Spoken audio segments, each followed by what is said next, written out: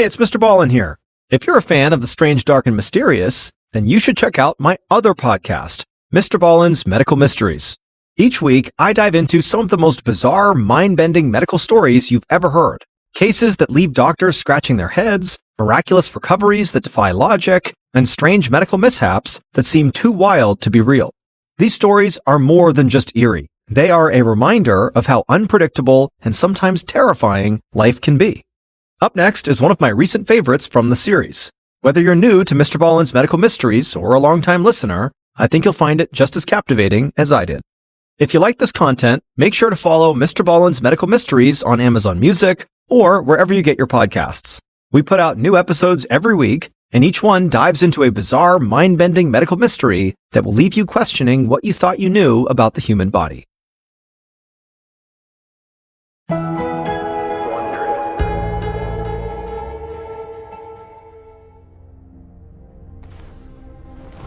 In 1944, a doctor covered a deceased patient's body with a sheet and then wheeled their stretcher out into the hallway. The morgue at the Oregon State Hospital was already full, so the doctor planned to put this body in the chapel. But when he pushed open the chapel doors, there were already so many stretchers with dead patients with sheets on them inside that there was no room for this patient. The doctor closed the chapel's heavy wooden doors and just stood there, his mind racing. More than 400 patients had fallen violently ill in the past 12 hours, and dozens had died.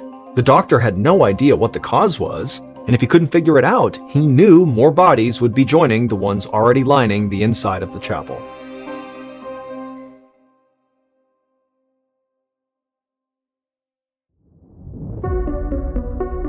From Ballen Studios and Wondery, I'm Mr. Ballen, and this is Mr. Ballen's Medical Mysteries, where every week we will explore a new baffling mystery originating from the one place we all can't escape, our own bodies. If you like today's story, please invite the follow button on an African safari, but before you go, make sure you sneak 27 raw steaks into their backpack.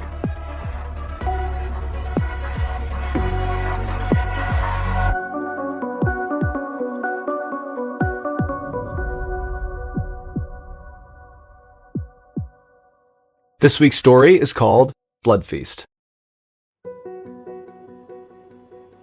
It was late in the afternoon on November 18th, 1942. A cook named Mickey McKillop opened the lid of a giant metal vat, then asked his volunteer sous chef, 27-year-old George Nosen, to carry it over to an industrial oven. Mickey and George were starting to prepare dinner for almost 500 patients across 5 wards at the Oregon State Hospital, a public mental facility for psychiatric patients. Tonight's menu was scrambled egg yolks and toast, and Mickey, along with his boss, Mary O'Hare, were the only 2 cooks on duty. The hospital had been understaffed for a year now, ever since the United States entered World War II. Many members of the nursing staff had left to volunteer for the war effort. During the day, there was about 1 attendant for every 16 patients, but at night, that number swelled to 1 attendant for every 150 patients.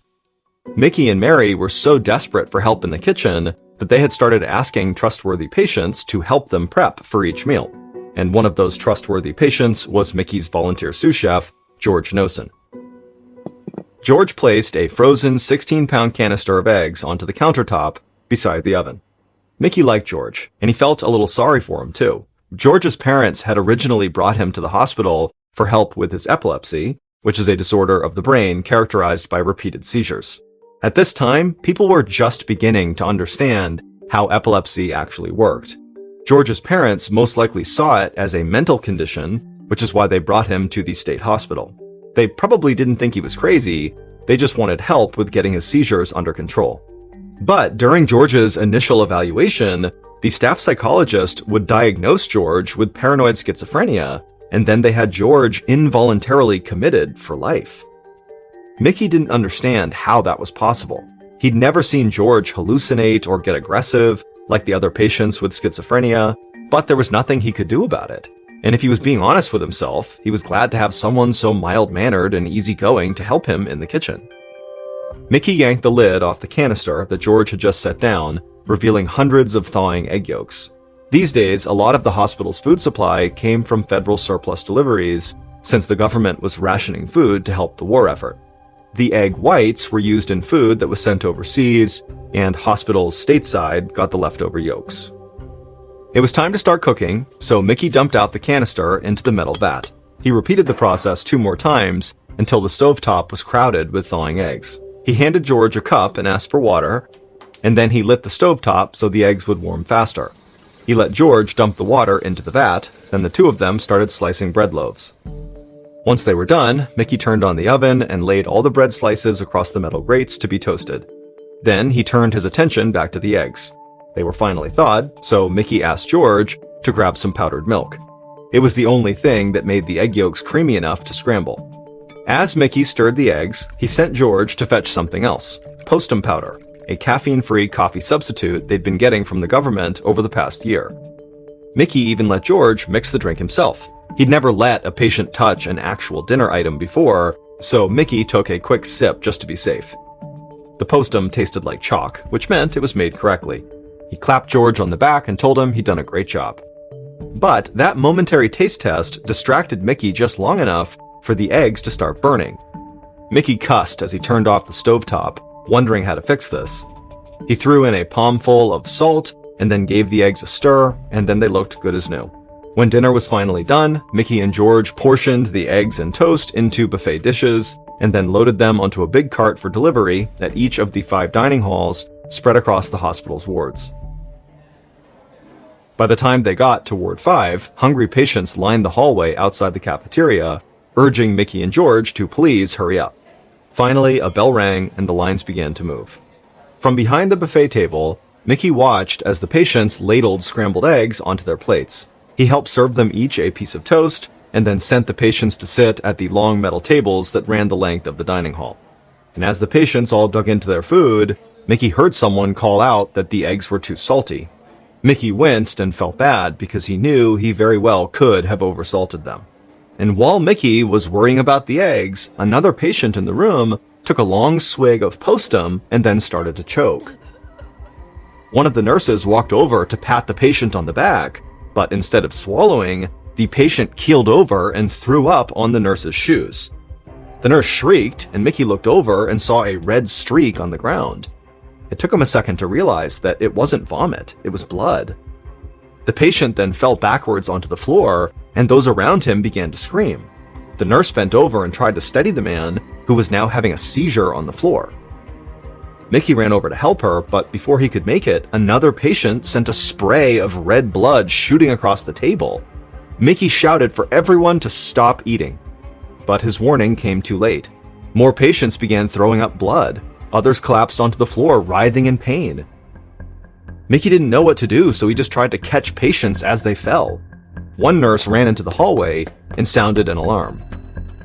Mickey stooped over a patient who was clawing at his own face, saying he couldn't feel it. His lips were swollen and blue. He tried to help the man return to his seat, but the man collapsed back down to the floor and started saying that his legs were paralyzed. Mickey was totally horrified and his hands trembled with fear, and he had no idea what could cause this terrible reaction people were having. Dr. William Lidbeck had just finished dinner when his phone rang at his home on the hospital grounds. When he picked it up, all he heard on the other end was screaming and shouting. Then a panic-stricken nurse got on the line and begged him to run up to the hospital. Patients across 4 of the 5 wards were collapsing, they were vomiting blood, and now losing feeling in their faces and limbs. Dr. Lidbeck dropped his fork, ran out his front door, and tore across the lawn, heading for the side entrance of the main hospital building, 100 yards from his cottage. With every step, the screaming he could hear grew louder. It sounded like every patient inside of the building was in agony. Moments later, the doctor flung the door open and stepped into the hallway, and the scene that greeted him was horrible. The hallway was full of patients sitting on the floor with their backs up against the wall, coughing blood into their laps. One man had been strapped to a gurney in the hallway, spasming wildly, blood running down the front of his shirt. His entire mouth was swollen and drool collected at the side of his lips. A nurse ran into the hallway and beckoned Dr. Lidbeck to come quickly. He followed her through a doorway into the cafeteria, where he saw dozens of patients writhing on the floor. The nurse that Dr. Lidbeck had followed dashed ahead of him. She knelt down beside one of the patients and started spoon-feeding him baking soda. Dr. Lidbeck caught up to her and asked what was going on. She admitted that the nursing staff had no idea what had caused this outbreak, but it had started right after the patients had begun their dinner. She didn't know how to reverse it, but she was just hoping that baking soda would help alleviate their stomach pain. The entire staff was running around in complete panic, trying to manage symptoms. Dr. Lidbeck took a deep breath and tried to push down his rising fear. He'd never dealt with sudden illness on such a massive scale, but he knew that he couldn't do anything without the proper equipment. He had to get his medicine bag from his office on the second floor. He instructed the nurse to keep working, then ran out of the cafeteria and down the hallway. He turned the corner into the third ward, where the scene was exactly the same. It was full of patients covered in their own blood, writhing on the floor. Dr. Lidbeck had always prided himself on having a steely stomach, but this felt unbearable to watch. He rushed through the hallway, stepping over sick patients as he went, and ran up the stairs to the second floor. But as he left the stairwell, he stopped dead in his tracks. The atmosphere in this ward was completely different. The hallway was empty. If it weren't for the screams echoing from downstairs, it would almost feel peaceful. As he walked past open doors, he saw all the patients tucked in their beds. They looked scared, but seemed to be otherwise fine. Dr. Lidbeck was confused. How was this ward so calm when the rest were full of chaos and vomiting patients? A door opened at the end of the hallway, and the ward's head nurse, Allie Wassel, stepped out and walked toward him. Dr. Lidbeck thought she looked really pale. The nurse seemed very relieved to see Lidbeck, and she would tell him that she thought there had to be something wrong with the eggs from dinner.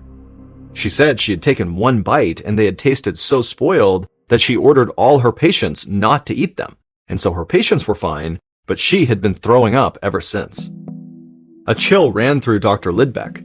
He didn't know yet what was causing his patients to vomit blood, but now he knew it very likely had to be related to the eggs. It was the only thing all the patients had eaten that night, but it couldn't just be a case of spoiled food.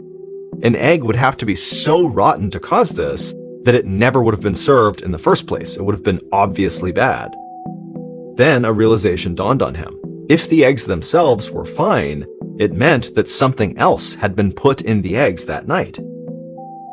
He was glad that Nurse Wassel had not eaten more of them. Dr. Lidbeck told the head nurse that if she started feeling worse, to please come find him right away, and then the doctor ran back downstairs to tend to the sick patients.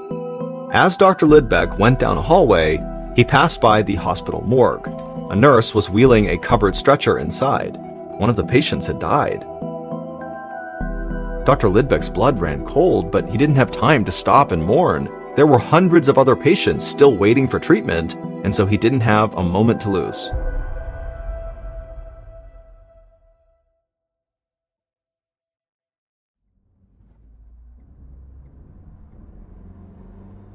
About 16 hours later, in the late morning of November 19th, Oregon Governor Charles Sprague raced along the highway in his car.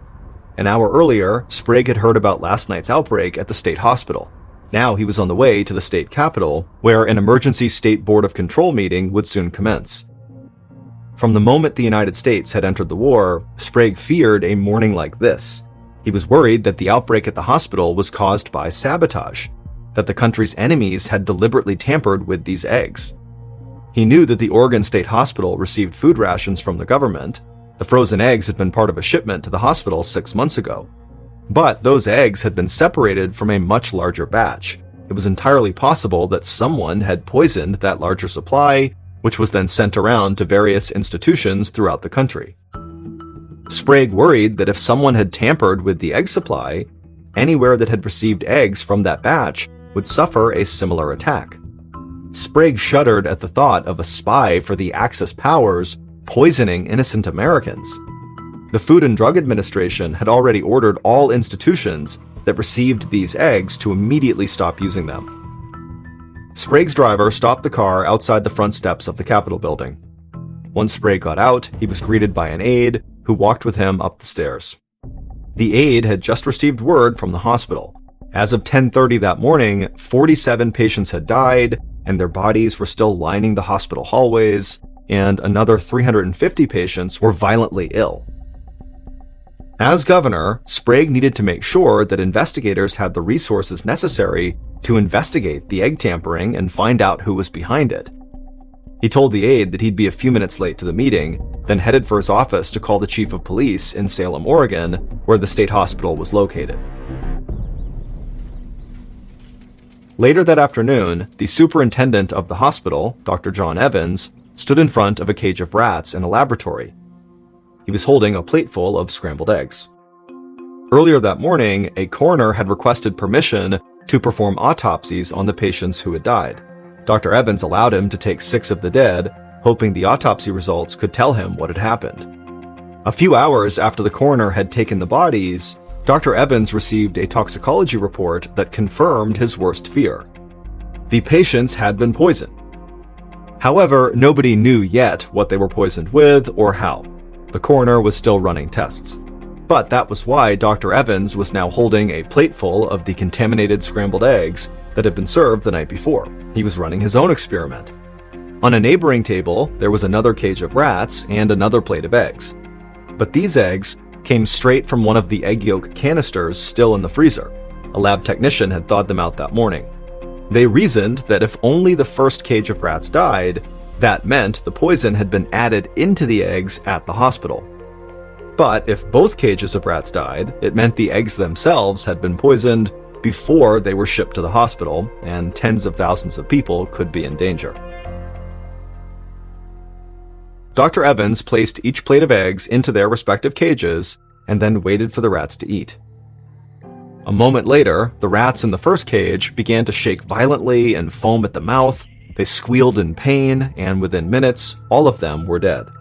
Dr. Evans looked over at the other cage and saw those rats were just fine. The experiment had worked. It confirmed this wasn't a case of mass contamination or widespread enemy conspiracy. The eggs were clearly just fine when they arrived at the hospital before something or someone poisoned them. But it also meant there could be a mass murderer inside the hospital who was the one who added the poison. Enraged and disgusted, Dr. Evans called the police. 3 days later, on November 22nd, head nurse Allie Wassel, who had ordered her patients not to eat the eggs, sat in Dr. Lidbeck's office speaking to a barrel-chested detective. The investigators had been interviewing every patient and member of staff for the past 2 days, trying to determine who poisoned the eggs. Further testing had revealed that the poison was sodium fluoride, better known as cockroach poison. Detectives had even found some in a basement storeroom, but what they didn't know was how it had gotten into the eggs or who had done it. Allie wanted to help, but she told the detective that she hadn't seen anything suspicious. Until that horrible dinner, she'd been on duty, taking care of patients. She watched the detective as he scribbled something down on a notepad, and she started to feel nervous. Allie assured the detective that the other nurses would confirm her story, too. The detective wrote a few more things down and then looked up at Allie and thanked her for her time and told her she was free to go. Allie breathed a sigh of relief and stood up to leave. As she reached the door, the detective told an officer standing outside to bring in the next person to be interviewed, assistant cook Mickey McKillop. Allie passed Mickey as she was walking down the hallway. He was waiting in a chair outside the office, bouncing his leg up and down. Allie couldn't help but think that he looked anxious, or like a man who was hiding something. By late that same evening, Mickey McKillop had been in Dr. Lidbeck's office for hours. The detective had asked him the same few questions over and over, pressing him about the way the kitchens were run. Mickey thought he'd kept his story straight, but he'd told it so many times now that it was hard to be sure, and he knew he was likely starting to confuse the details. All Mickey wanted to do was sleep. He had a migraine that was making it hard to focus, but every time he closed his eyes, the detective would shake him awake. And so Mickey was feeling like he would do just about anything to make this interview end. It was obvious the police were suspicious of him, and Mickey knew they would not give up until he, Mickey, told the police what they needed to know. So Mickey decided it was time to come clean. Mickey sat up in the stiff wooden chair, and while avoiding eye contact with the detective, Mickey would admit that he did know more than he had told them. Mickey said that he could tell them exactly who had poisoned the eggs. In fact, he had watched it happen, and worst of all, he had not done a thing to stop it. An hour later, Mickey and his boss, Mary O'Hare, were being led from the Oregon State Hospital in handcuffs. A police officer read the charges. Mickey was charged with manslaughter, Mary was charged with accessory after the fact.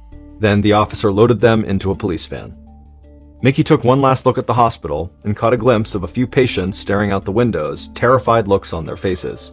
One of the faces he recognized was George Nosen, the psychiatric patient who volunteered in the kitchen. Mickey shook his head. He knew that what he had just told the detectives would change George's life forever. When Mickey the cook finally told the truth to detectives, he began by telling them about the terrible evening the sickness broke out. While the nursing staff was running around treating all these patients who were vomiting up blood, Mickey saw George Nosen cowering in the hallway, and suddenly Mickey had a terrible thought. He grabbed George and asked him to retrace his steps from that afternoon. Mickey and George mimed preparing the eggs, getting the frozen yolks, lighting the stove, getting some water to help warm them. Then Mickey followed George down the kitchen steps in search of the powdered milk that made the eggs creamy. At the bottom of the steps, there were 2 storeroom doors. Instinctively, Mickey leaned toward the storeroom on the left, which held dry goods, but George led him to the storeroom on the right, which held fruits and vegetables. Mickey felt an icy chill run through him. He watched George turn the key and open the right door. George pointed to a large, unmarked tin canister sitting on the ground inside. It was open and filled with white powder. A scoop was sticking out of the powder like it had just been used. Mickey's stomach dropped, but he tried to look unbothered. He thanked George and sent him to his room. Then he ran back upstairs and grabbed his boss, Mary, and showed her the canister George had just pointed out. Mary went white as a sheet. It was against the rules for Mickey to have given keys to a patient. Mary told Mickey that she did understand why he'd done it. They were so understaffed, he'd been desperate for help. But if anyone found out, they were both done for, and so they agreed to keep it a secret. Mary had kept her promise and said nothing, but Mickey eventually broke and told the story to the detective in Dr. Lidbeck's office. Once the detective got Mickey's confession, they knew who had poisoned the eggs at the Oregon State Hospital and how they had done it. That fateful night, George had taken the keys to the storeroom and headed down to the basement. But he went into the wrong storeroom. He went into the right door, and he brought back a heaping scoop of white powder that he believed was powdered milk, but it wasn't. He then poured that white powder into a vat of scrambled eggs, and in doing so, George had accidentally poisoned his fellow patients with sodium fluoride, aka cockroach poison. To this day, nobody knows why the poison was kept in that storeroom with the fruits and vegetables. In adults, a lethal dosage of sodium fluoride is just 5 to 10 grams, which is a bit more than what you'd find in a sugar packet. Well, George had accidentally spiked the eggs with 5 pounds of poison. In the end, the charges against Mickey the cook and his boss Mary were dismissed. The hospital was held liable since the real culprit was gross understaffing. The only person who suffered any real consequences for the mistake was George, who was unable to leave Oregon State Hospital for another 41 years. George was never the same after that night. He couldn't forgive himself for what he'd done, even if it was just a tragic mistake. The patients who remembered the outbreak bullied him relentlessly for decades.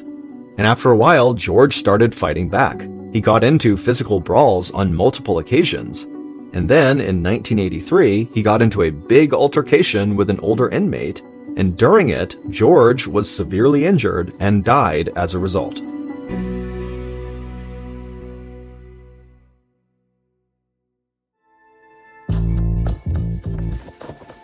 From Ballen Studios and Wondery, this is Mr. Ballen's Medical Mysteries, hosted by me, Mr. Ballen.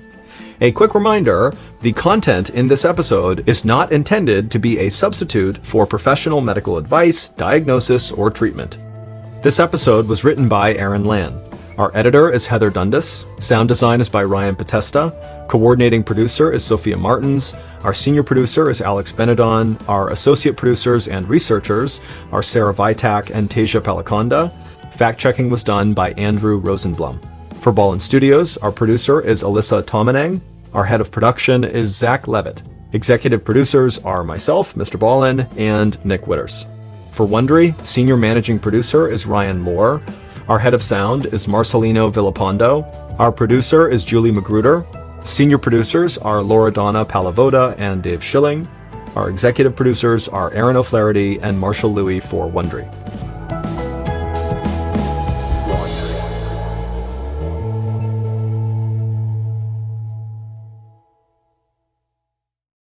Today's podcast features two stories about people who survived seemingly certain death scenarios. The audio from both of these stories has been pulled from our main YouTube channel and has been remastered for today's episode. The links to the original YouTube videos are in the description. The first story you'll hear is called Lifeline, and it's about the Earth equivalent of being lost in outer space. The second story you'll hear is called The Torngots, and it's about a group of hikers who went into a forbidding wilderness. But before we get into today's stories, if you're a fan of the strange, dark, and mysterious delivered in story format, then you've come to the right podcast because that's all we do, and we upload twice a week, once on Monday and once on Thursday. So, if that's of interest to you, the next time the Amazon Music follow button needs a phone charger, offer them your broken one that only works when you bend the cord at a certain angle. Okay, let's get into our first story called Lifeline.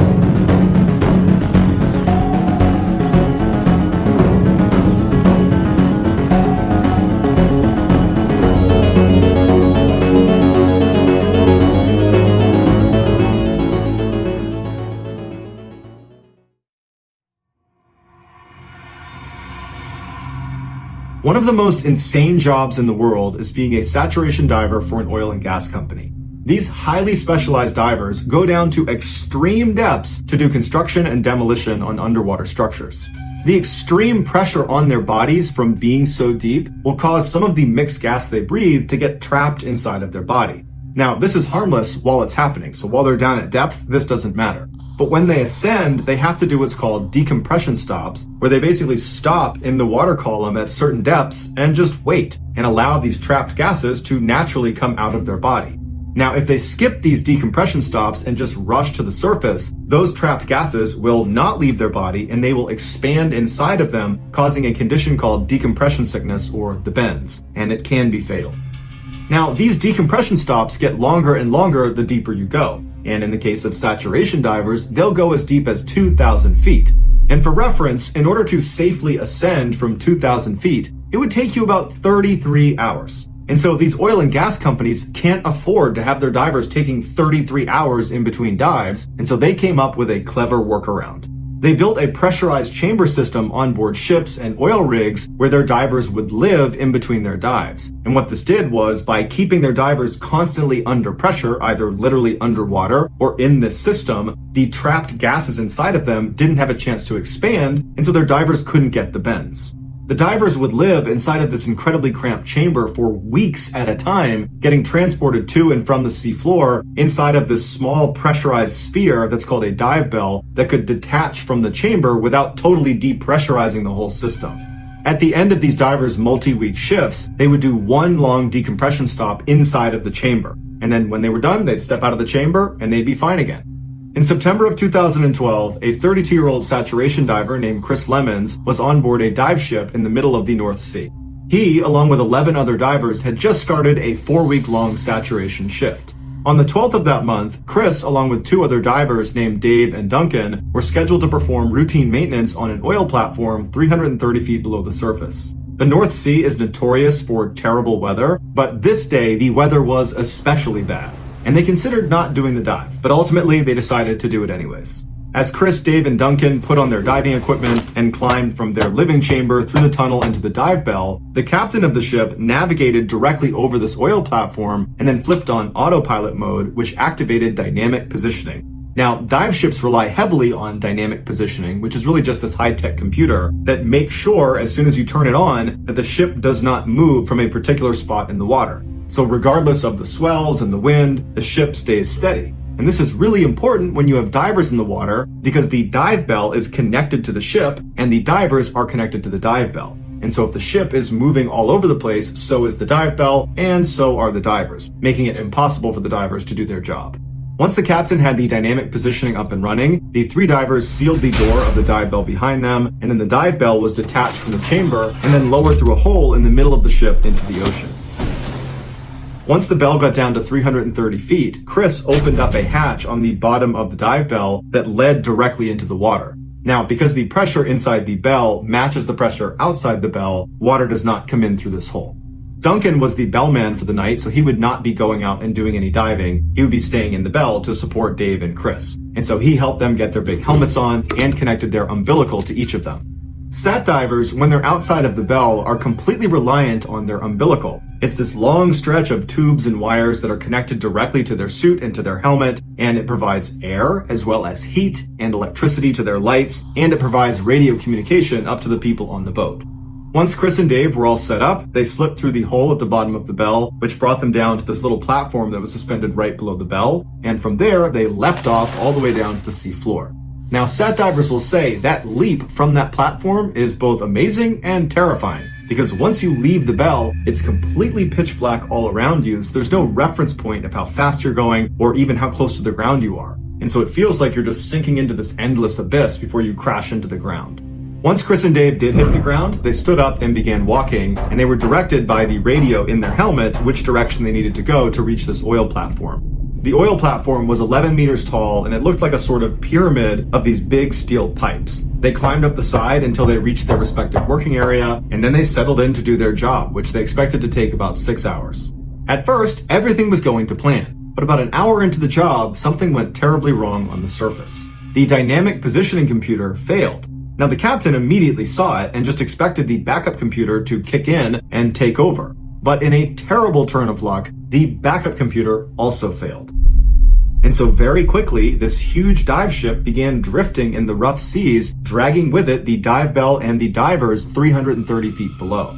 While the captain struggled to try to fix the system and get it back online and get the ship back on station, another crew member hopped on the radio and called down to Dave and Chris, who were outside of the dive bell, and told them to abandon the structure and get back in the bell ASAP. And Chris and Dave could tell from the urgency in this person's voice that this was no drill, this was serious.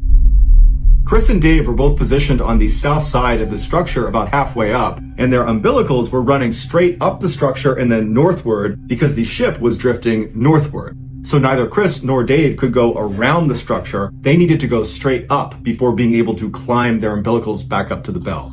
And so both men began climbing, but they could feel the tension on their umbilical was getting tighter and tighter, and Dave managed to get all the way to the top, and he cleared the lip, and as soon as he was on top, he started getting pulled away from the structure.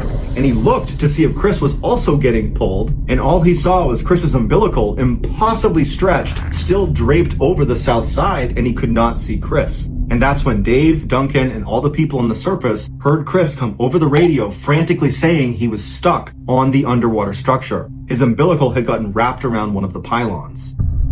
And so through the radio, Chris asked Duncan to give him more slack. But Duncan said, "There is no more slack. We are completely tight here. You have to get it free." And Chris would say, "I can't unfree it. It keeps getting tighter and tighter. I can't get it off the pylon."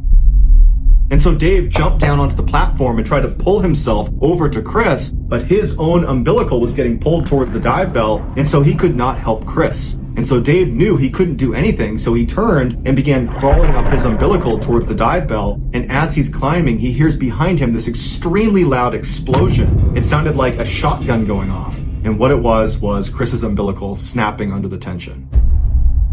As soon as the umbilical snapped, it sent Chris flying backwards off the structure, falling towards the ocean floor. Without his umbilical, he wouldn't have had light, he wouldn't have had a radio to talk to anybody up on the boat, he wouldn't have had heat, and the water was just barely above freezing, and so he would have been very cold very fast, and he would not have had an air supply. Although he would have had 2 backup canisters on his back that would automatically turn on, however, they only gave him 5 or maybe 6 minutes of air. And so when Chris hit the ocean floor, it would have been eerily quiet and completely pitch black. He stood up at some point and looked around him and didn't see anything, but knew he had to get back to the underwater structure. It was his only chance of anybody finding him again. And so he had to make the impossible decision of just choosing a direction and blindly walking, not having any idea what you're walking towards. Choose wrong and you might walk over a cliff. But at some point, Chris made up his mind and just began walking in a single direction, and miraculously, he walked into the underwater structure. He climbed up the side until he got to the top, which was a flat metal grate, and there he looked around and saw there was no dive bell, there was no sign of anything. It was just him. He was completely all alone. And he must have known at this point that he was running out of air. He probably had maybe 1 or 2 minutes left. And so he would have been acutely aware that even if they're looking for him, they're not going to find him in time. He's going to die. And at some point, breathing would have become extremely difficult until there was no more air, and then he would have passed out and keeled over. Back on the surface, the captain was desperately trying to use manual controls to pilot the ship back over where Chris was, but because of how rough the seas were, it was proving to be nearly impossible. As the captain struggled, other members of the crew launched a remote-controlled vehicle into the water to at least go down and try to find Chris. And so they decided they would just pilot straight to the underwater structure and begin looking around that area. And so for a few anxious minutes, the crew on board the ship watched the camera, which was the live feed coming from this underwater vehicle, as it went through totally dark water. And then at some point on the screen, the structure just appeared, and the vehicle, as it went up towards the top, it got a look at the very top of the structure. And on the screen, they saw Chris lying on his side, totally motionless. At this point, he had been without air for at least 20 minutes. In a last-ditch effort, the captain decided to completely power off the ship and its computer and just do a hard reset, something that you would never do, especially in rough seas, because if it doesn't come back on again, you are dead in the water. But when they turned it back on again, the ship came on and the computer system came back online, including the dynamic positioning computer. And so the captain immediately threw it on autopilot and the ship navigated right over where Chris's last position was.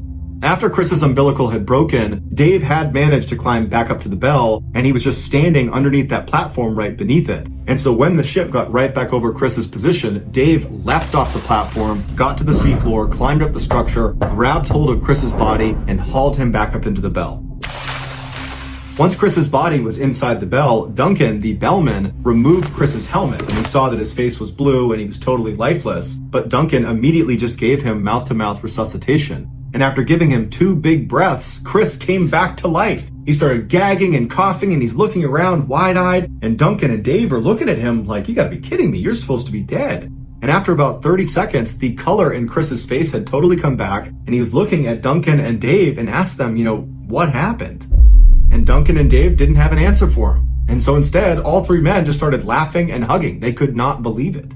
Once Chris was brought back up to the ship, the dive medic looked at him and concluded that nothing was wrong with him. He was perfectly fine, despite the fact he had been without an air supply for over 30 minutes. And 3 weeks after the incident, Chris was back down saturation diving again. Today, scientists don't know how Chris survived. The leading theory is that it was just so cold, it slowed his heart and his brain down, and that somehow kept him alive. But the reality is, his survival is a total mystery.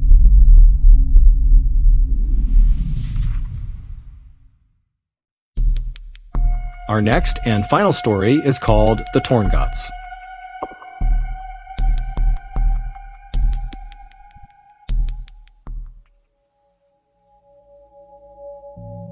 On July 19, 2013, 49-year-old Matt Dyer climbed on board a tiny 19-seat Twin Otter airplane that was parked on the tarmac of the Montreal International Airport in Canada.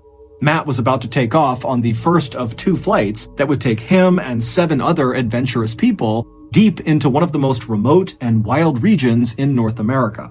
For Matt, this trip was going to be the most amazing journey of his life. He had seen the ad for this 2-week-long expedition about a year earlier when he was looking through a magazine put out by an environmental organization called the Sierra Club. Now, even though Matt was a lawyer, he didn't make much money. He lived in this tiny town in central Maine where he made a living by offering either free or very low-cost legal assistance for some of the state's poorest residents. But Matt was an avid outdoorsman, and when he saw the opportunity to explore one of Canada's newest national parks that was so far north it was practically in the Arctic Circle, he decided the hefty $6,000 price tag was well worth it.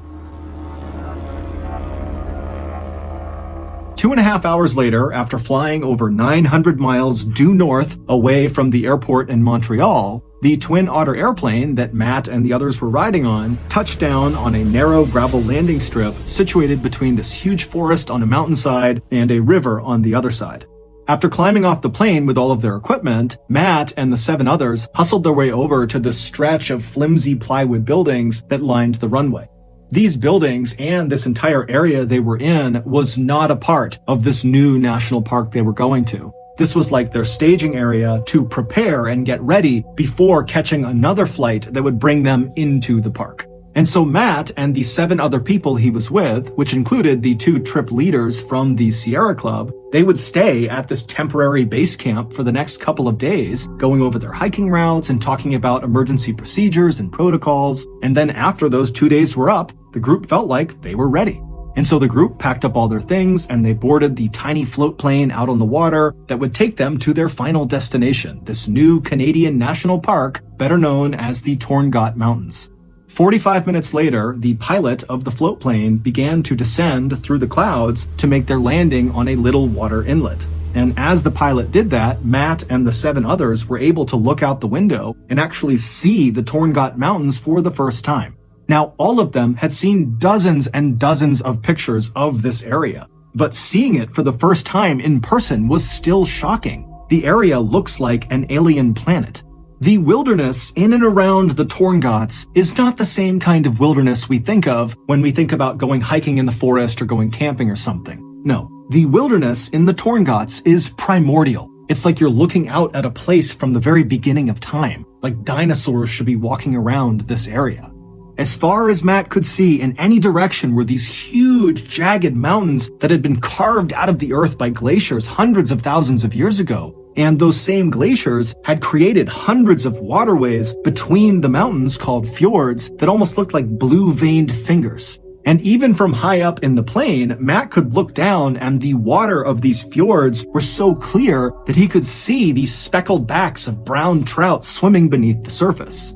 But while this landscape was undoubtedly spectacularly beautiful and pristine and totally incredible, it was equal parts unwelcoming to people. There are no roads in the Torngats, there's no campsites, there's no facilities, there's no internet, there's no cell phone, and the weather is unbelievably harsh. It's freezing cold and wet most of the time, and then even when it's a little bit warm and a little bit nice there, the weather can change in an instant and become freezing cold and wet all over again. And so, as such, the handful of visitors that go into this area every year are expected to be 100% self-reliant, because this really is one of the most dangerous wild regions in the world. But for Matt, as he looked out his window and surveyed this landscape, he wasn't second-guessing his decision to go into this hostile environment. No. I mean, the reason he was willing to fork over all that money to go on this trip is because he really wanted to experience extreme wilderness firsthand. And so finally, the pilot of the float plane came into land on this little water inlet, and then the pilot ferried the craft over to this beach, and then Matt and the 7 others piled off onto land with all of their things, and then as the pilot turned around and left, the 2 Sierra Club trip leaders, a 61-year-old man named Rich Gross and a 60-year-old woman named Marta Chase, told the group to pick up their things and follow them. And so Rich and Marta led the hikers about 500 feet away from where they had just been dropped off, up to this slightly elevated, mostly flat area that kind of overlooked the fjord and had this incredible view of all the mountains around them. Now, unlike the temporary base camp they had been at for the past couple of days, this camp was nowhere near any forests. They were basically on a wide open plain that kind of went right up into these mountains, so it's very wide open where they're staying. And so after Rich and Marta instructed the group where to set up their tents, Matt and the others got to doing that, and then after they were all set up, Rich and Marta put a small electric fence around the perimeter of their tents to keep any nosy animals out, and then the group headed up a little bit higher on this mountain near them to take their first group photo. And in this photo, they all look so happy and so excited for what's to come. And over the next couple of days, their trip would go exactly to plan. During the daytime hours, they would hike all of their pre-planned hiking routes all over the mountains and down near the water, and at night they would eat their food and drink fresh water from the fjord and swap stories from back home. But their perfect trip was about to become a nightmare.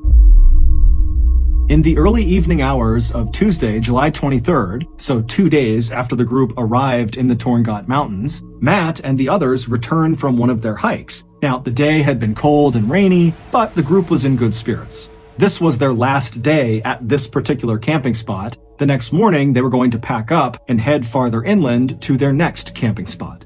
After Matt and the others had put their gear back inside of their tents, they came back out to see that Rich and Marta, the two trip leads, had organized a special feast for the group to celebrate the successful beginning of their trip. And so the group all sat around eating salami and crackers and drinking rum mixed with lemonade as they talked excitedly about the next couple of days and what they could expect. At some point during the festivities, Matt was tired, and so he broke away from the group. He climbed back inside of his tent, got inside of his sleeping bag, and before long, he was fast asleep. A few hours later, around 3:30 in the morning, Matt suddenly woke up. He had no idea what had woken him up, and so for a second, he just lay there listening to the outside world and just kind of staring straight up. Now, the moon was out that night, so there was some illumination, and as he looked straight up at the underside of his tent, he sees this huge figure move across the side of his tent and then stop right on top of him. And then before Matt's brain could process what was happening, this huge figure began pressing down on the fabric of Matt's tent. And so he's seeing his tent collapsing in on him. Matt's not doing anything. He's not saying anything. He's just watching in horror. And then suddenly the tent rips open and these two arms reach into the tent and they grab at Matt. And Matt threw his hands up in defense and screamed out for help. And as he did that, he suddenly felt this vice-like grip on the top of his head. And then before long, he was being pulled out of the hole in his tent out into the night. And as Matt is being dragged along on the ground, having no idea what's going on, he can't move. All he can hear is this crunching sound, which he would later find out was the sound of his skull and jaw breaking. And he started to smell this horrible rotten fish smell, and then he felt what felt like saliva coming over his face. And then Matt began kind of trying to look around because he couldn't really move his head, and he noticed all he could see was white fur. And it was then that Matt realized he was in the jaws of one of the world's most powerful and deadliest predators. Standing 10 feet tall on its hind legs and weighing as much as 1,700 pounds, the North American polar bear sits right on top of the Arctic food chain. And now this apex predator was dragging Matt by the skull down to the beach where Matt knew he would be eaten, even if Matt was still alive when the eating began. When the bear first ripped open Matt's tent and bit down on the top of his skull, Matt let out that scream and it actually woke up the entire camp. And one of the first people to emerge from their tents to see what was going on was one of the trip leaders, Marta. And so she jumps out of her tent and just 3 feet away from her, she sees this huge polar bear on its hind legs diving into the tent to get after Matt. And so Marta instinctively yells out to Rich to get his flare gun, and she dove back into her tent to retrieve her own flare gun. But by the time she and Rich had both emerged, gun in hand, this polar bear had already dragged Matt 200 feet away from the camp. And by this point, the other hikers in the group had also emerged from their tents, and after realizing what was going on, they just stood there, absolutely paralyzed with shock, staring at this bear dragging one of their companions down to the beach to be killed. Then, after Rich fired his flare gun generally in the direction of the bear, it kind of snapped the group out of their paralysis, and then moments later, they were all screaming and banging pots and pans to try to terrify the bear into releasing Matt from its jaws. Matt couldn't hear the sounds of his companions calling out to try to save him, nor did Matt feel any pain. He was in shock. The only thing going through Matt's head as he was being dragged along the ground to the beach was, I'm going to die. I'm either going to die on the way to the beach, or when I get there, then when the bear starts eating me, I'm going to die. And when he thought about this, it was with a kind of eerie, calm detachment. Like he wasn't sad or mad, it was just kind of a fact. This was going to happen. But as Matt was kind of making peace with his reality, Rich fired that flare gun shot, and that ball of chemical fire exploded basically right in front of the polar bear's face. And the polar bear, who was startled by the flare, instinctively whipped its head to the side, up, and then down again, and it didn't let go of Matt. And so Matt was whipped like a rag doll up, and then was slammed down into the ground.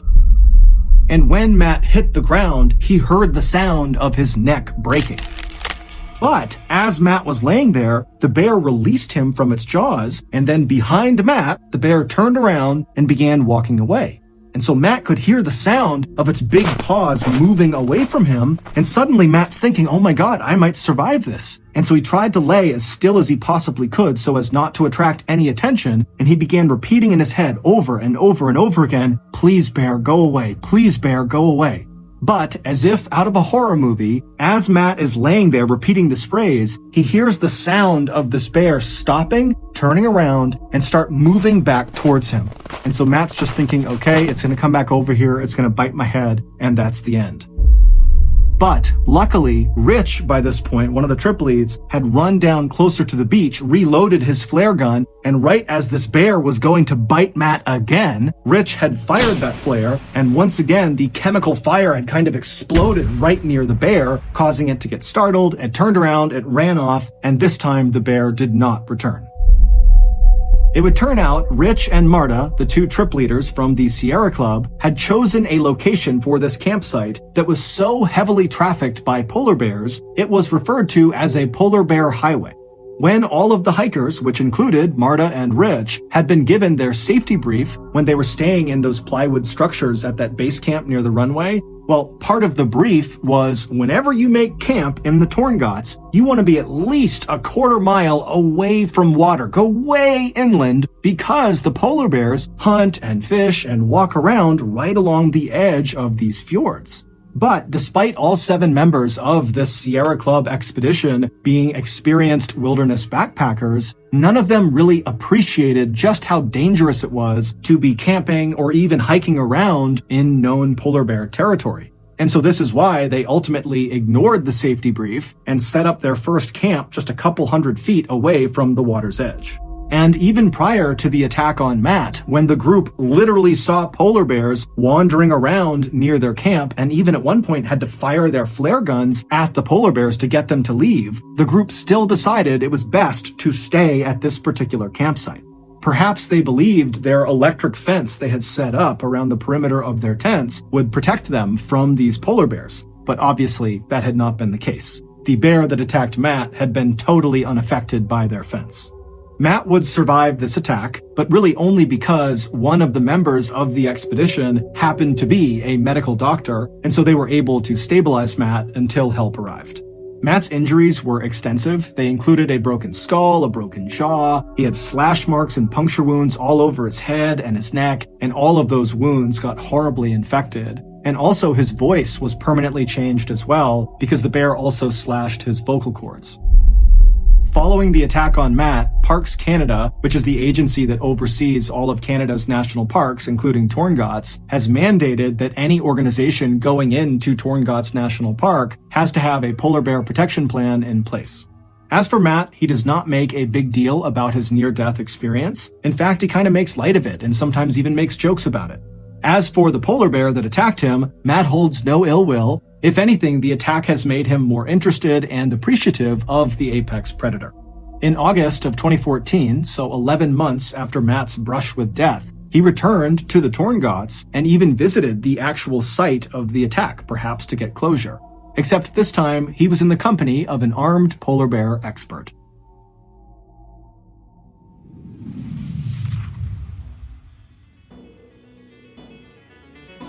Thank you for listening to the Mr. Ballen podcast. If you got something out of this episode and you haven't done this already, the next time the Amazon Music follow button needs a phone charger, offer them your broken one that only works when you bend the cord at a certain angle. This podcast airs every Monday and Thursday morning, but in the meantime, you can always watch one of the hundreds of stories we have posted on our main YouTube channel, which is just called Mr. Ballen. We have a registered 501c3 charitable organization called the Mr. Ballen Foundation that honors and supports victims of violent crime as well as their families. Monthly donors to the Mr. Ballen Foundation Honor Them Society will receive free gifts and exclusive invites to special live events. Go to mrballen.foundation and click Get Involved to join the Honor Them Society today. If you want to get in touch with me, please follow me on any major social media platform and then send me a direct message. My username is just @MrBallen, and I really do read the majority of my DMs. If you want to check out our merch, join our Discord server, or just see what's going on at Ballen Studios, head on over to our brand new website, ballenstudios.com. So that's going to do it. I really appreciate your support. Until next time, see ya.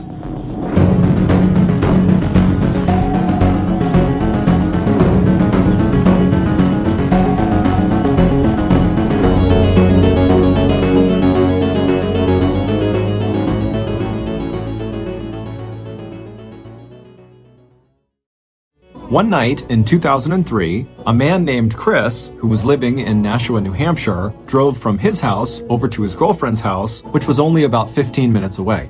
On the drive over, he tried calling his girlfriend 3 different times, but she hadn't answered any of the calls, which was odd. When he pulled into her driveway, he saw her 2 dogs were outside in the yard, which meant his girlfriend had to be home. However, as he walked up the driveway toward the front steps of the house, he noticed the 2 dogs were acting very strange. They were walking in circles and whining with their tails tucked tightly between their back legs. Chris was about to turn and go check on the dogs when he looked up and saw the front door to the house was slightly ajar and the lights inside were all off.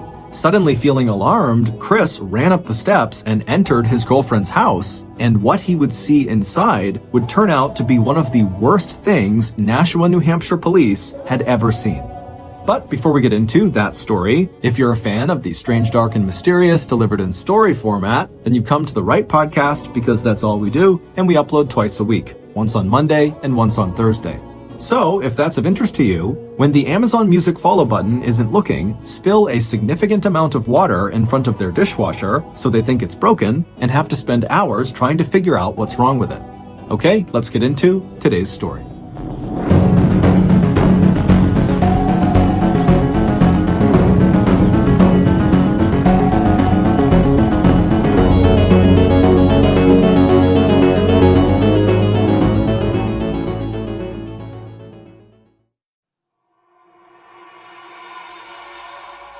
43-year-old Jean Domenico was way too positive and upbeat of a person to complain about her life. In fact, optimism, kindness, and generosity, all those were just some of the words that family and friends used to describe Jean. And those qualities were so obvious in Jean's infectious smile, laughing blue eyes, and warm manner that even total strangers who exchanged just a few words with Jean always left those encounters knowing they'd met a very special kind of person.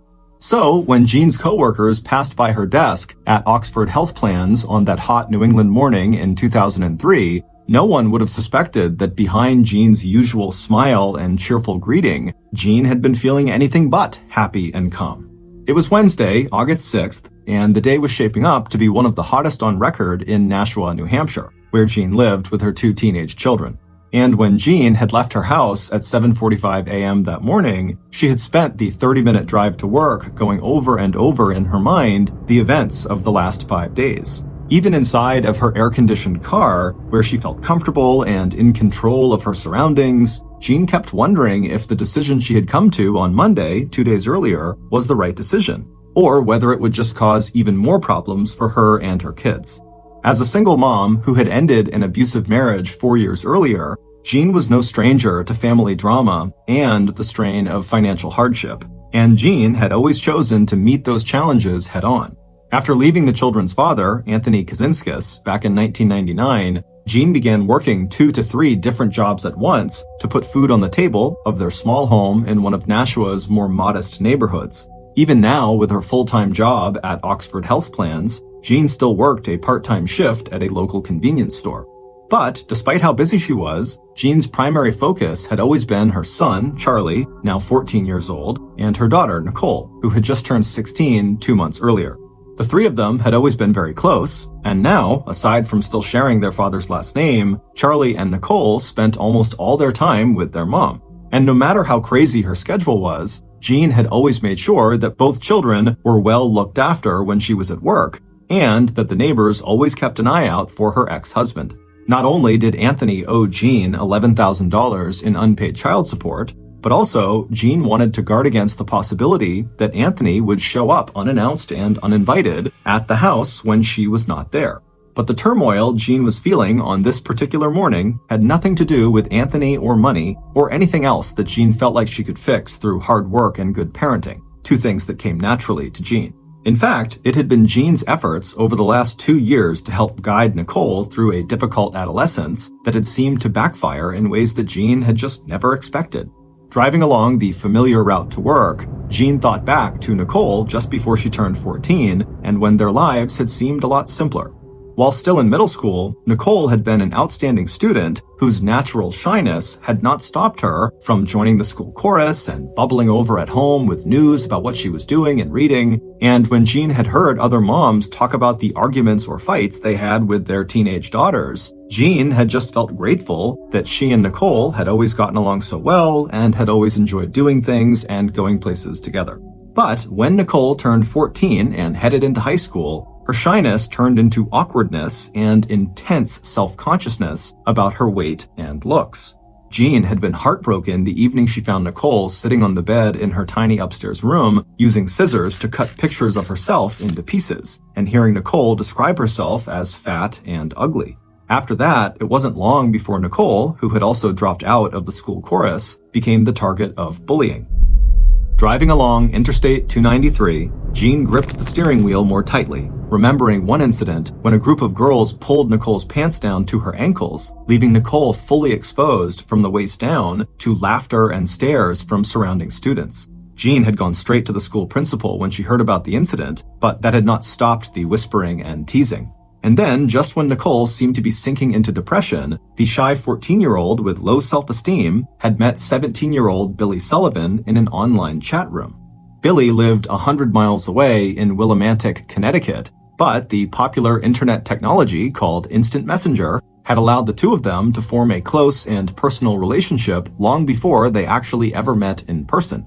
And at first, it took Jean a while to connect the improvement in Nicole's mood and confidence to the increasing amount of time Nicole had started spending on the internet. And Jean certainly didn't know that within just 5 days of their virtual meeting, Billy and Nicole had already declared their undying love for one another. It was only when Jean's phone bill blew up with long-distance phone charges for calls from their home at 6 Dumaine Avenue in Nashua, New Hampshire, to a number more than 2 hours south in Connecticut, that Jean realized that Nicole had found her first real boyfriend. But what Jean just could not have expected, given the physical distance between Nicole and Billy, was how seriously Nicole and Billy would begin to take their relationship. And when Jean had finally relented and agreed to drive Nicole to Connecticut so Nicole could actually meet Billy for the first time, Jean was certainly not prepared for how hysterical Nicole became when the 8-hour supervised visit ended and Nicole and Jean turned north and headed home to New Hampshire. On one hand, Jean knew that what she was seeing in Nicole was the kind of drama and intensity that only a teenager could bring to first love, and that eventually the relationship would probably play itself out. Especially since Nicole had confided that Billy, for all his declarations of love for Nicole, had at least one other girlfriend, also Nicole's age. And when Nicole and Billy argued, Billy had let it drop that he'd been, quote, forced, his word, to seek comfort with that other girlfriend. On the other hand, Jean also knew that it was just not possible for her to control the feelings and actions of these two young people. And if all Jean did was say no to Nicole and point out flaws in her relationship with Billy, then chances were good that it would be Jean who Nicole would reject, not Billy. So, when Billy had arrived, unannounced and uninvited, at Jean's house that previous Friday, August 1st, Jean had not been pleased, but she had also, reluctantly, allowed him to stay. As Billy explained to Jean, he'd been given a vacation from his job as a line cook at the local McDonald's near his house in Willimantic, and since he'd also just recently gotten his driver's license and a car of his own, he'd wanted to surprise Nicole with an extended visit. Over the entire 15 months that the two had been together, they'd only actually seen one another in person 4 or 5 times, and never for more than just a few days. In agreeing to the visit, Jean had reasoned that at least this way, she would be able to keep a close eye on Nicole and Billy, who were not permitted to spend any time together alone in Nicole's upstairs bedroom. It had not been the most convenient arrangement in the world. Jean's house was a small but traditional cape house, a center front entrance that led into the living and dining rooms to either side, with the kitchen and 2 small bedrooms towards the back. Nicole's bedroom, with its sloped ceiling, was on the 2nd floor, along with an equally tiny bathroom.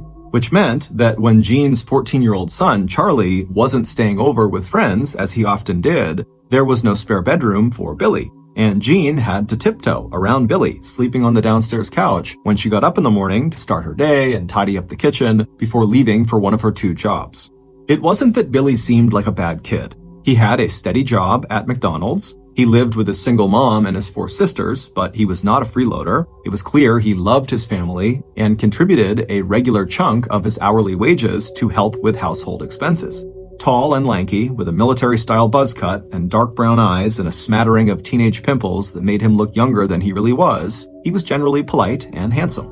And Jean had to admit that Billy's frequent declarations about how beautiful and smart and talented Nicole was had, at least in the beginning, done a lot to improve her daughter's self-esteem. Still, Jean was glad the visit was coming to an end, several days sooner than Billy and Nicole had planned, so today was the last day that he and Nicole would have together before Billy returned to Willimantic. The last day, Jean would step outside and see Billy's black Chevrolet Cavalier sitting in their driveway.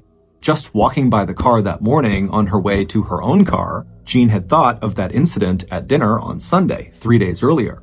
Wanting to make Billy feel welcome, Jean had spent the entire afternoon in the kitchen cooking a big dinner for all of them. Jean had been surprised when Billy had looked over the serving dishes and hot food that covered the table that evening and commented that it had been a while since he'd had a complete meal. When Jean had looked up from her plate, saying, "Really?"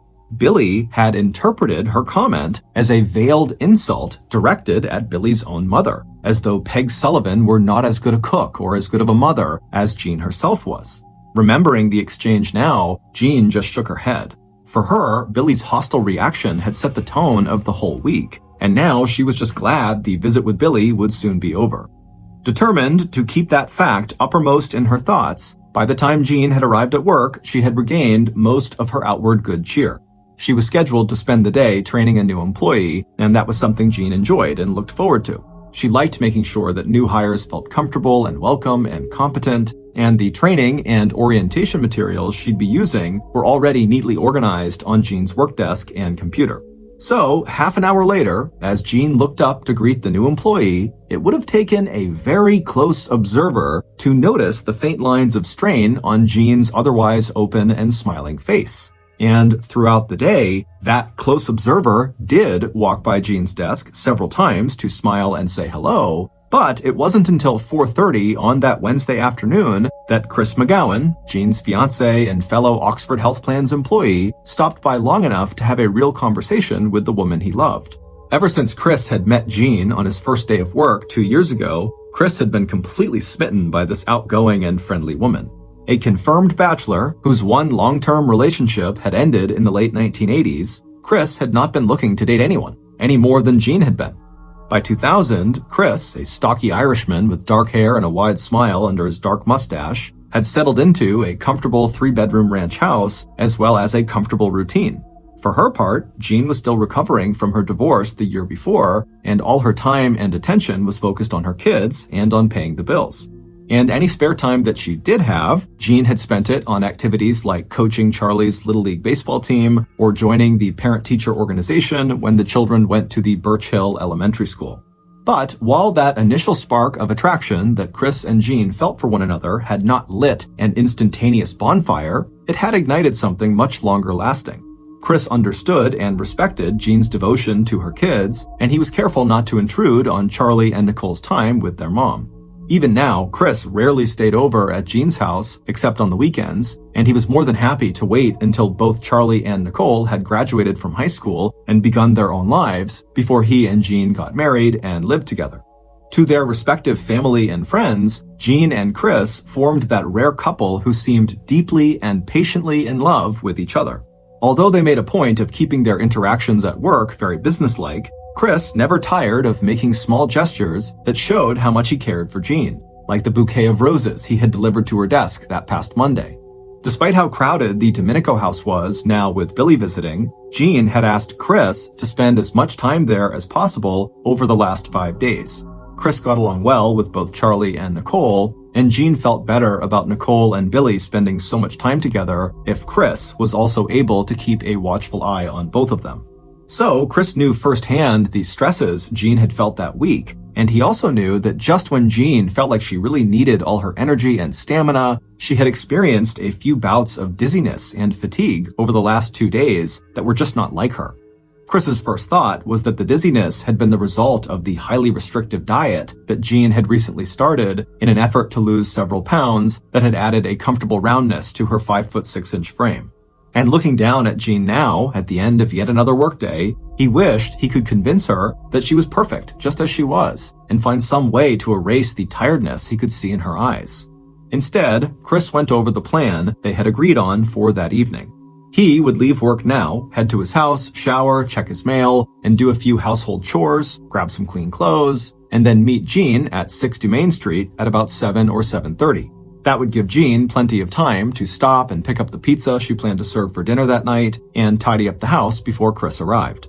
But it wasn't until the end of their conversation, when Chris whispered, "I love you," that Jean really switched out of work mode. Standing up suddenly, her eyes bright with affection, Jean put down her papers and pencil and reached up to give Chris a strong, warm hug. And Chris was still thinking about that hug and Jean's reply as he got into his car a few minutes later and headed south from the small town of Hooksett, where Oxford Health Plans was located, to the much larger city of Nashua, where Chris's house was located just a few miles away from Jean's. At times like this, Chris could understand the thrill of togetherness, whether you were a teenager or a middle-aged insurance broker. When Jean had said, "I love you too," Chris felt like he was the luckiest person in the world. True to his word, Chris arrived at Jean's house at 7:15. He'd called her 3 times since leaving his house at 7 to see if there was anything else she wanted him to pick up for dinner. When all 3 calls went to voicemail, Chris assumed that Jean must be out walking the family's 2 dogs, and so he stopped just long enough to grab a bottle of soda for the kids.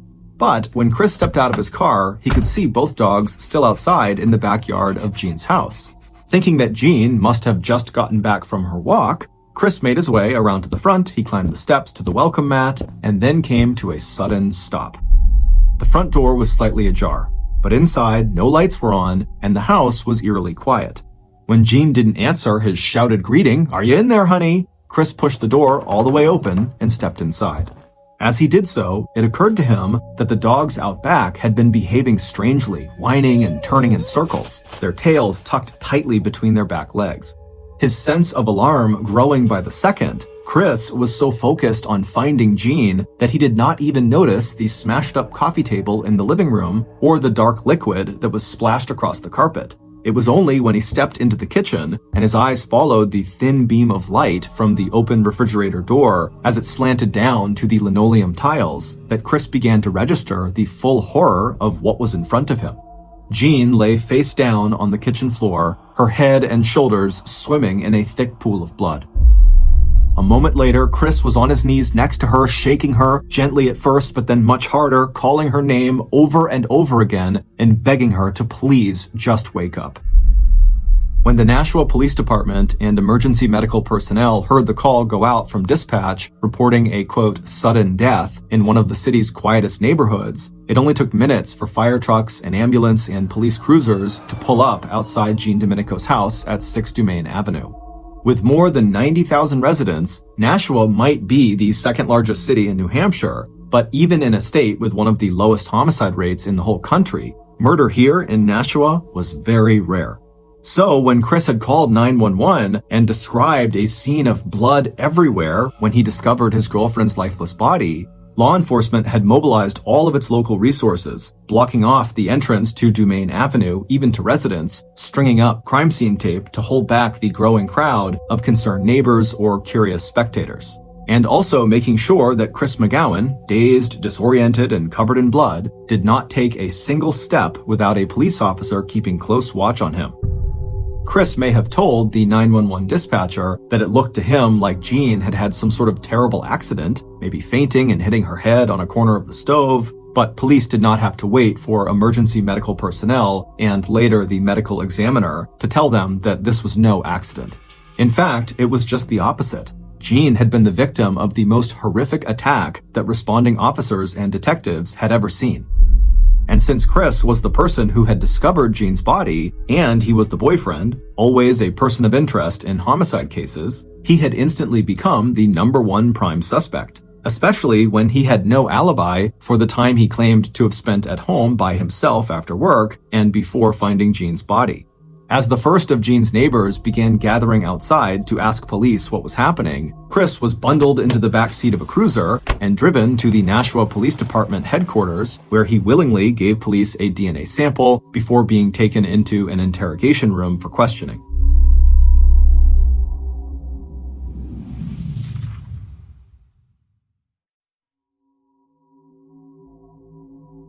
Meanwhile, over the next several hours, crime scene techs and law enforcement were able to gather a huge amount of information about what had happened earlier that afternoon and evening at the Domenico residence. Chris, along with neighbors who had a clear view of Jean's property, helped police establish that Jean had arrived home from work that afternoon at about 5:30 p.m., carrying boxes of pizza she had picked up from a restaurant called Chow's. Jean had missed her daughter Nicole and Billy by about an hour. The two teenagers had been spotted at 4:30 p.m. playing tag in the Domenico's big backyard before hopping into Billy's car and heading to a local 7-Eleven convenience store, where Billy's black Cavalier was later seen by an on-duty police officer who had also stopped at the same 7-Eleven. Both Nicole and Chris had called Jean's phone around 7 p.m. without getting an answer. Nicole had called because she wanted to tell her mom not to expect her and Billy for dinner. It was Billy's last day in Nashua, and he and Nicole wanted to spend the time alone. When Nicole had not been able to reach her mom, she'd left a message on Chris's phone letting him know that she and Billy would be going bowling and then shopping at the local mall. The unanswered calls that both Chris and Nicole had made to Jean suggested to law enforcement that by 7 p.m., Jean was most likely already dead.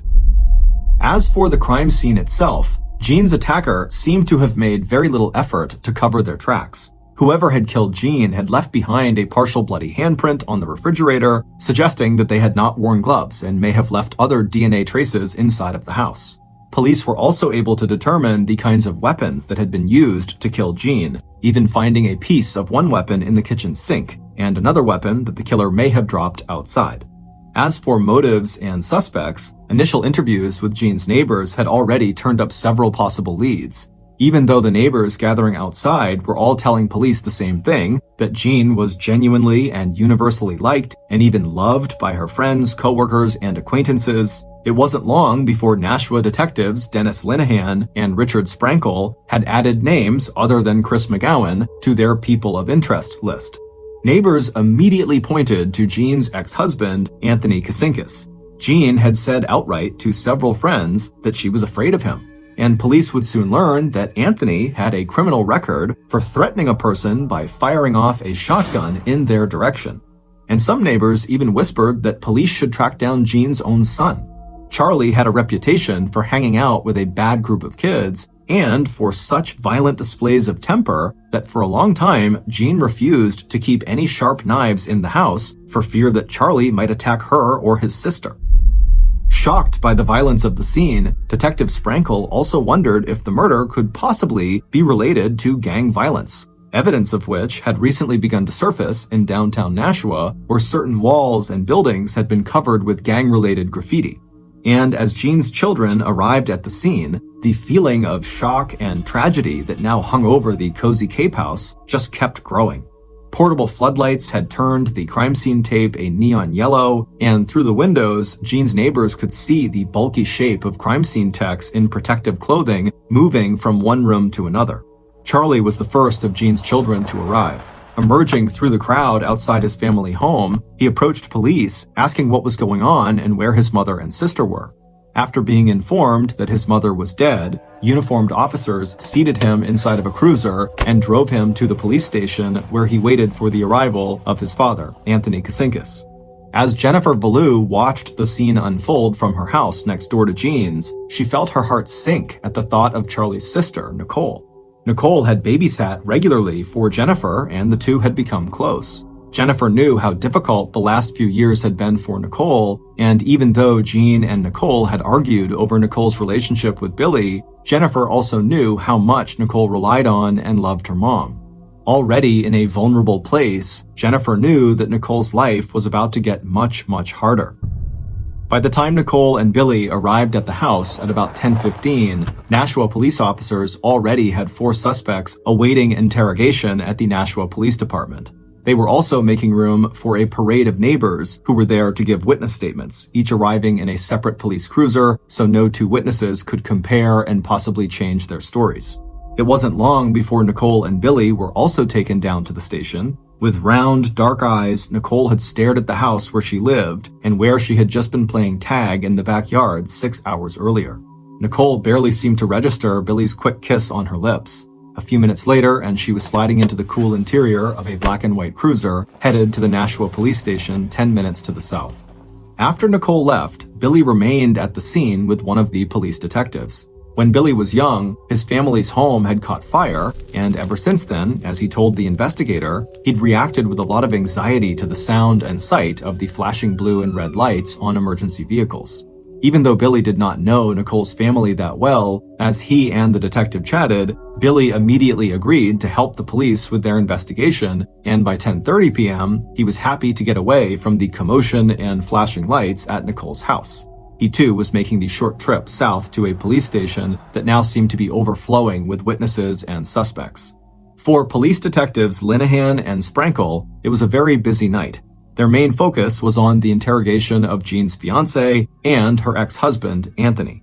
Distracted and upset by the sight and feel of Jean's blood all over his bare arms, hands, and knees, as well as the patches of her blood that stained his shirt and shorts, Chris seemed to have a hard time concentrating on the questions, let alone accepting the fact that Jean had been murdered. Jean's ex-husband had given police permission to question Nicole and Charlie. Anthony himself was civil without being overly helpful. But once police had confirmed Anthony's alibi, they realized he did not seem to have any useful information anyway, and so from then on, he was present at the station only as the legal guardian of his two now motherless children. But even though investigators had ruled out Anthony as Jean's killer, they already knew they were making progress. Given the amount of physical evidence from the crime scene and leads from witness statements and their interview with Chris, they were confident that it would only be a matter of time and getting the forensics and autopsy reports before they identified Jean's killer. Still, they never expected that the breakthrough they were looking for would come so early in their investigation. And when the tip did come in, it came from a witness, not from a suspect. As Detective Linehan was out in the hallway looking for a larger room where Billy could wait for someone to take his statement, another detective, Mark Schaff, had noticed something interesting during the interview he was conducting with one of the witnesses. It was just a slip of paper, but it might be important. After describing his find to Detective Linehan, both investigators went still for just a moment. The air conditioning in the station was broken, and the heat from the day had been trapped inside, making everyone feel sticky and uncomfortable. Pulling his collar a bit looser, Detective Linehan decided this information was significant enough that he needed to follow up on it in person. By the time the sun rose 5 hours later on Thursday, August 7th, what the veteran detective was about to discover would become front-page headlines for weeks to come. Based on that conversation and follow-up interviews with other witnesses, here is a reconstruction of what happened to Jean Domenico on the evening of Wednesday, August 6, 2003, inside her home at 6 Dumaine Avenue. After arriving home from work at about 5:30, Jean rolled right into her usual routine, letting the dogs out to do their business in the backyard, collecting and sorting the mail, checking phone messages, and tidying up the house. By the time she sat down to relax on the living room sofa, Jean was more than ready to spend a few minutes doing nothing more than enjoying the smell of pizza wafting up from the boxes on the kitchen table. After this past week, when the house had felt so crowded with people and teenage emotions, she welcomed the quiet before Chris and eventually Nicole, Billy, and Charlie arrived for dinner. So, when Jean heard the front door open a few minutes later, she looked at her watch in surprise. Chris would not be here for another hour, and it seemed early for the kids to be home, and Jean's surprise only intensified when she looked up and recognized her visitor. While Jean had been settling herself on the sofa, her killer had been cutting through the parking lot off Deerwood Drive behind Jean's house. Once Jean's backyard was in sight, the killer hesitated, but only for a moment. The plan was in motion, and there was no real doubts about what had to be done. By the time the killer had walked along the side of the backyard and cut across the front yard to the front steps, the killer felt committed and ready. Flinging open the door, the killer stepped inside. After saying hello to a startled Jean, the killer continued walking past her into Charlie's first-floor bedroom. Reaching behind the door of that bedroom, the killer pulled out an aluminum baseball bat. Closing the door, the killer then walked back out to the kitchen, where Jean was now standing next to the stove, a puzzled look on her face. Stepping toward the open entrance from the kitchen into the living room, the killer stopped and, turning to face Jean, lifted the bat and gave it an experimental swing. "I hate the Yankees," the killer said, referring to New York's Major League Baseball team. At this, Jean, who loved baseball, relaxed a little and went back to sitting on the couch and offering a few observations about recent sports news. It wasn't until the cordless phone on the small table next to the sofa rang and the killer immediately reached over Jean to answer it that time suddenly seemed to rush forward in a blur. After just a moment of listening to the conversation, Jean was raising her voice in anger. And as she turned to walk into the kitchen, thinking that any kind of movement might help her collect herself after recognizing the caller on the other end of the line, the killer suddenly lunged forward toward Jean. Then the killer swung the baseball bat in the direction of Jean's head. But instead of delivering a single blow that would stun Jean or crush her skull, the bat missed Jean's head. Instead, it hit her straight across her back and sent her staggering against the wall. Shocked and hurt, Jean righted herself and turned to look back. But even as she did so, her attacker swung the bat a second time. And this time, the bat hit Jean squarely on the back of her head, causing what the medical examiner would later describe as a large split in the bone of her skull. Still, not only did Jean stay on her feet, she fought back. A few seconds later, and the two of them had crashed onto the glass coffee table in the living room, snapping the wooden legs and showering the carpet with shattered glass. Despite her injuries, Jean would break free from her attacker 2 more times before her killer managed to dodge past her into the kitchen and grab a knife from the butcher block on Jean's counter. Rounding again on Jean, the killer struck. The first blow to Jean's upper right shoulder was so hard that the knife blade broke off from the wooden handle. Dropping the handle onto the floor, the killer reached again for the butcher block. Grabbing a second knife, the killer stabbed Jean twice in the throat before dropping that knife onto the kitchen floor.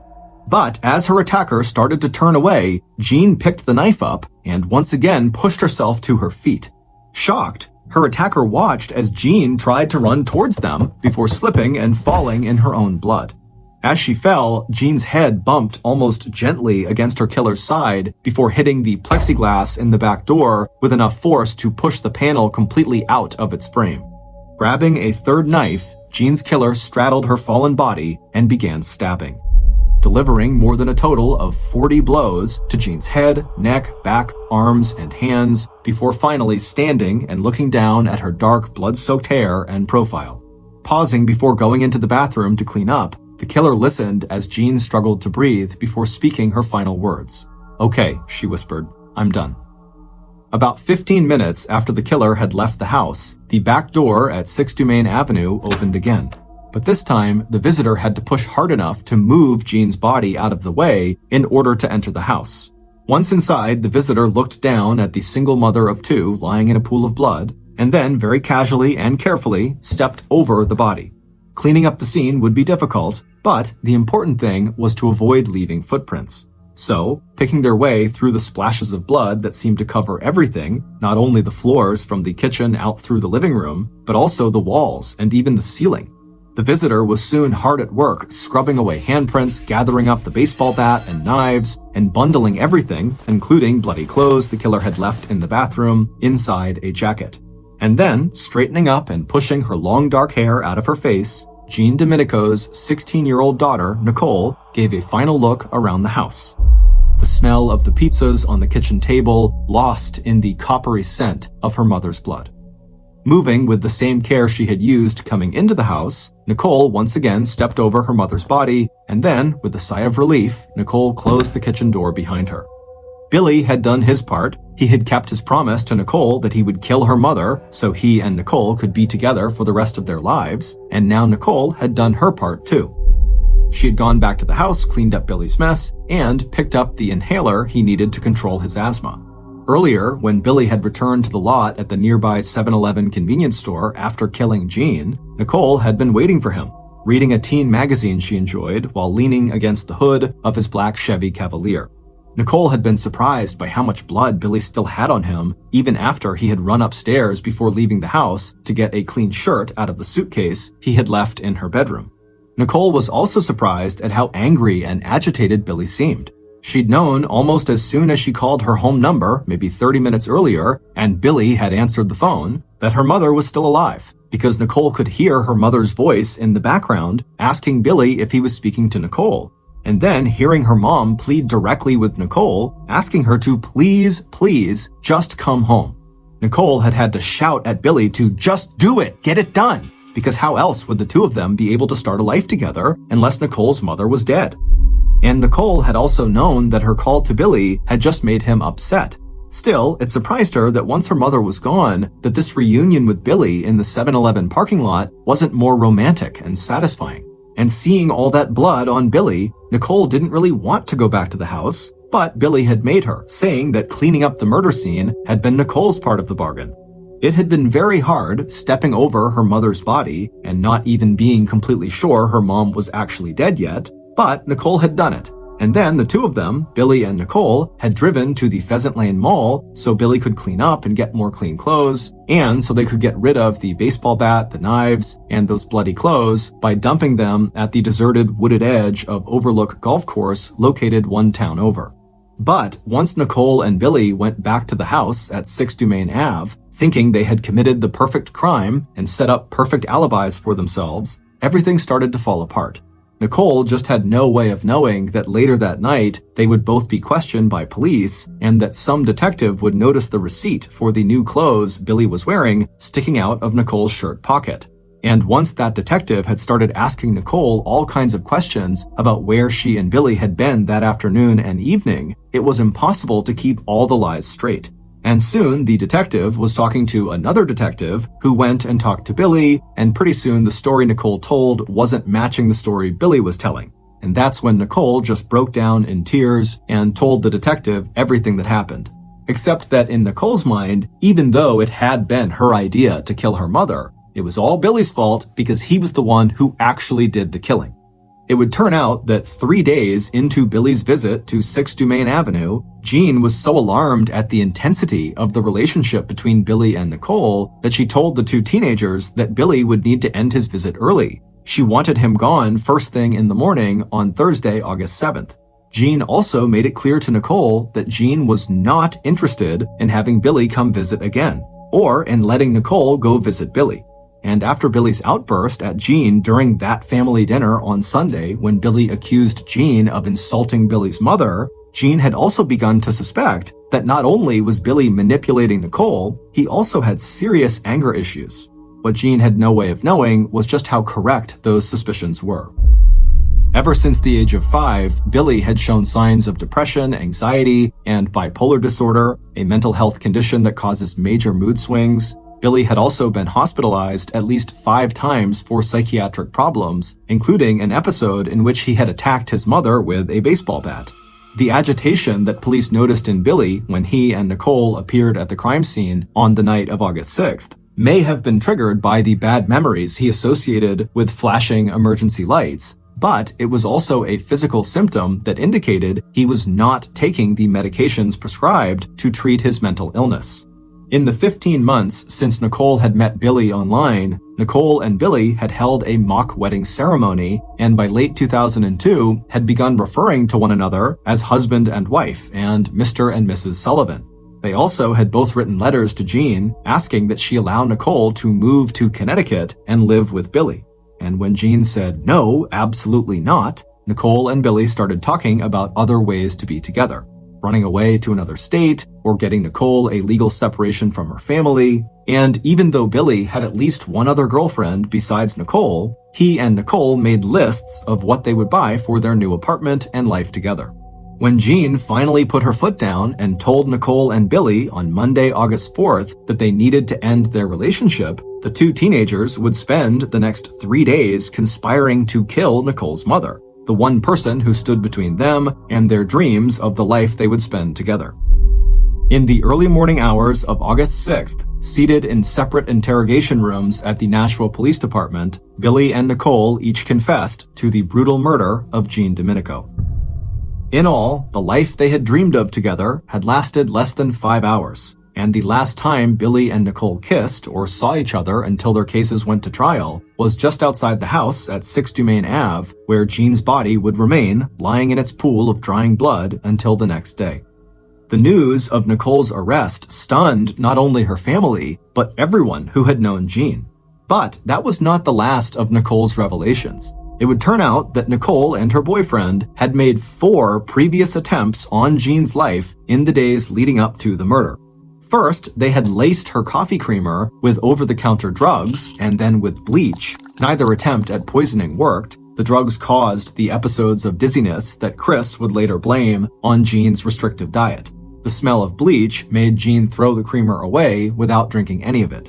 The third murder attempt, starting a fire in Jean's bedroom and then locking Jean inside, failed when the flame-retardant mattress in Jean's bedroom would not catch fire. Their fourth attempt to kill Jean, by running a gasoline-soaked length of rope through an outside window into the oil tank and then setting the rope and eventually the oil inside the tank on fire, ended when Chris came out of the house and saw them. Panicking, Nicole threw the rope into a nearby garbage can. By Wednesday afternoon, August 5th, Billy and Nicole had decided to kill Jean with the baseball bat they knew was behind the door of Charlie's bedroom. They would create alibis with the story they told Chris about spending the dinner hour at the local bowling alley, and they also assumed the police would suspect that Jean was the victim of a robbery gone wrong. On March 28, 2005, almost 1.5 years after Jean's murder, Nicole avoided a charge of first-degree murder by pleading guilty to lesser charges of second-degree murder and agreeing to testify against the love of her life, Billy Sullivan. Nicole was sentenced to a minimum of 35 years in prison. 4 months later, on July 15th, after an unsuccessful attempt to plead guilty by reason of insanity, Billy was convicted of first-degree murder and sentenced to life in prison without parole. After Jean's murder, Nicole's brother, Charlie, went to live with his father, Anthony Kasinkas. Birch Elementary School in Nashua, where Jean had once worked as a volunteer, member of the parent-teacher organization, and a teacher's aide, dedicated a granite bench in her honor that stands outside the school's entrance. On May 22, 2004, the city of Nashua renamed one of its Little League baseball fields the Jean Domenico Ballpark.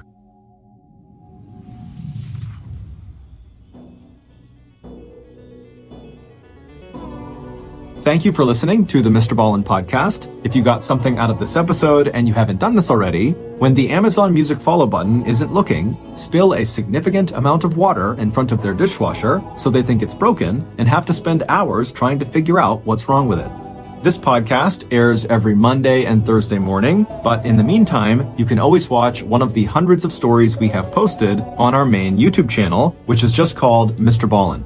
Consider donating to our charity. It's called the Mr. Ballen Foundation, and it provides support to victims of violent crime as well as their families. Monthly donors to the Mr. Ballen Foundation Honor Them Society will receive free gifts and exclusive invites to special live events. Go to mrballen.foundation and click Get Involved to join the Honor Them Society today. If you want to get in touch with me, please follow me on any major social media platform and then send me a direct message. My username is just @MrBallen, and I really do read the majority of my DMs. Lastly, we have some really cool merchandise, so head on over to shopmrballen.com to have a look.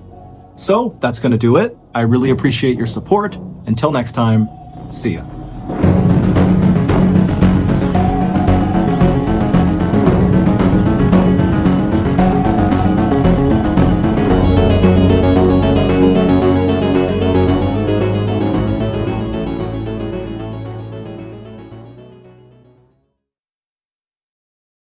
In the early morning hours of Saturday, October 30th, 2004, a man walked out of his suburban Virginia home and started walking down his driveway to get the newspaper. This was one of the man's favorite times of the day, when just for a few minutes, it felt like he was the only person in the world who was outside. It was like everybody else was still sleeping. However, that morning, he was wrong. He was not alone.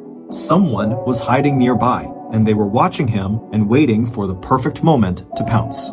But before we get into that story, if you're a fan of the strange, dark, and mysterious delivered in story format, then you've come to the right podcast, because that's all we do, and we upload twice a week, once on Monday and once on Thursday. So, if that's of interest to you, when the 5-star review button comes into your store at the mall, only pretend to validate their parking ticket when they hand it to you.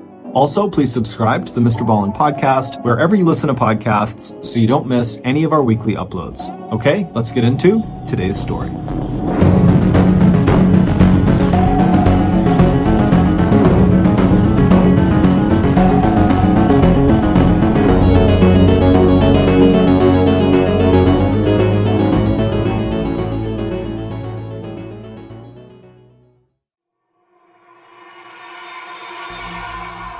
52-year-old Fred Jablin watched with pride as his 3 children filed ahead of him into Temple Beth Ahaba's Friday evening service.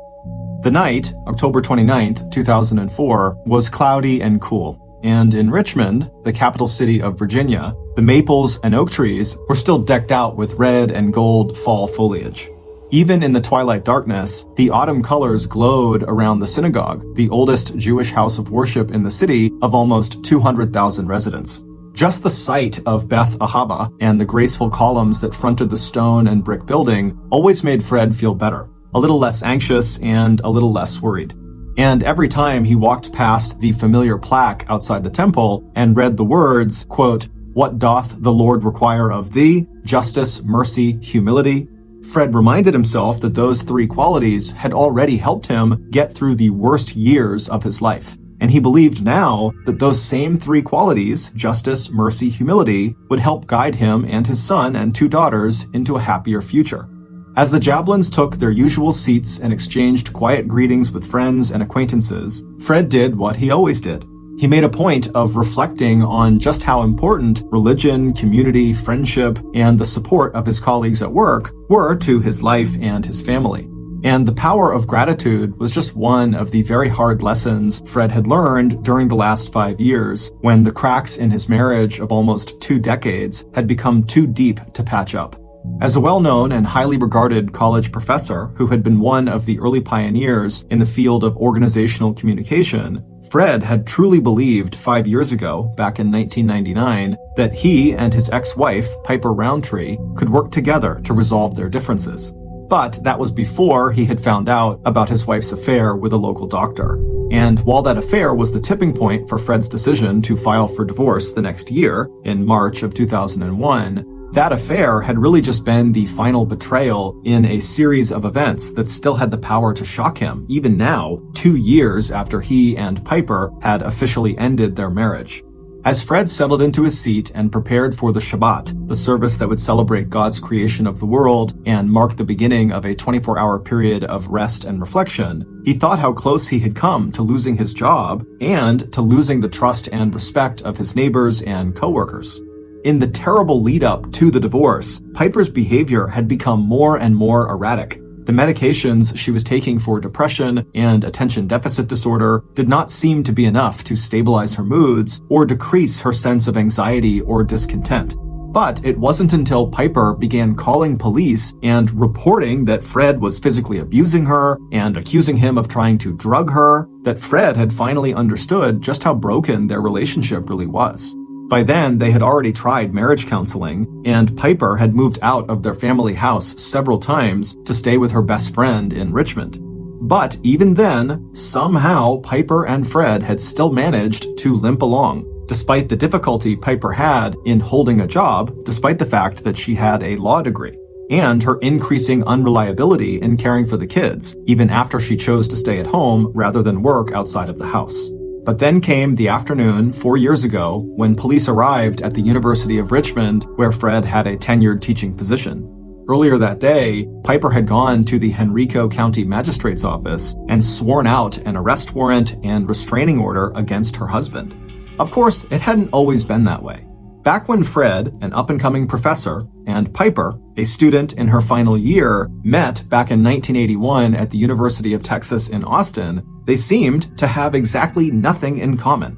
And when Fred, who was 8 years older than Piper, first met Piper through another professor, Fred did not even recognize her as one of the many students who had attended one of Fred's classes the year before.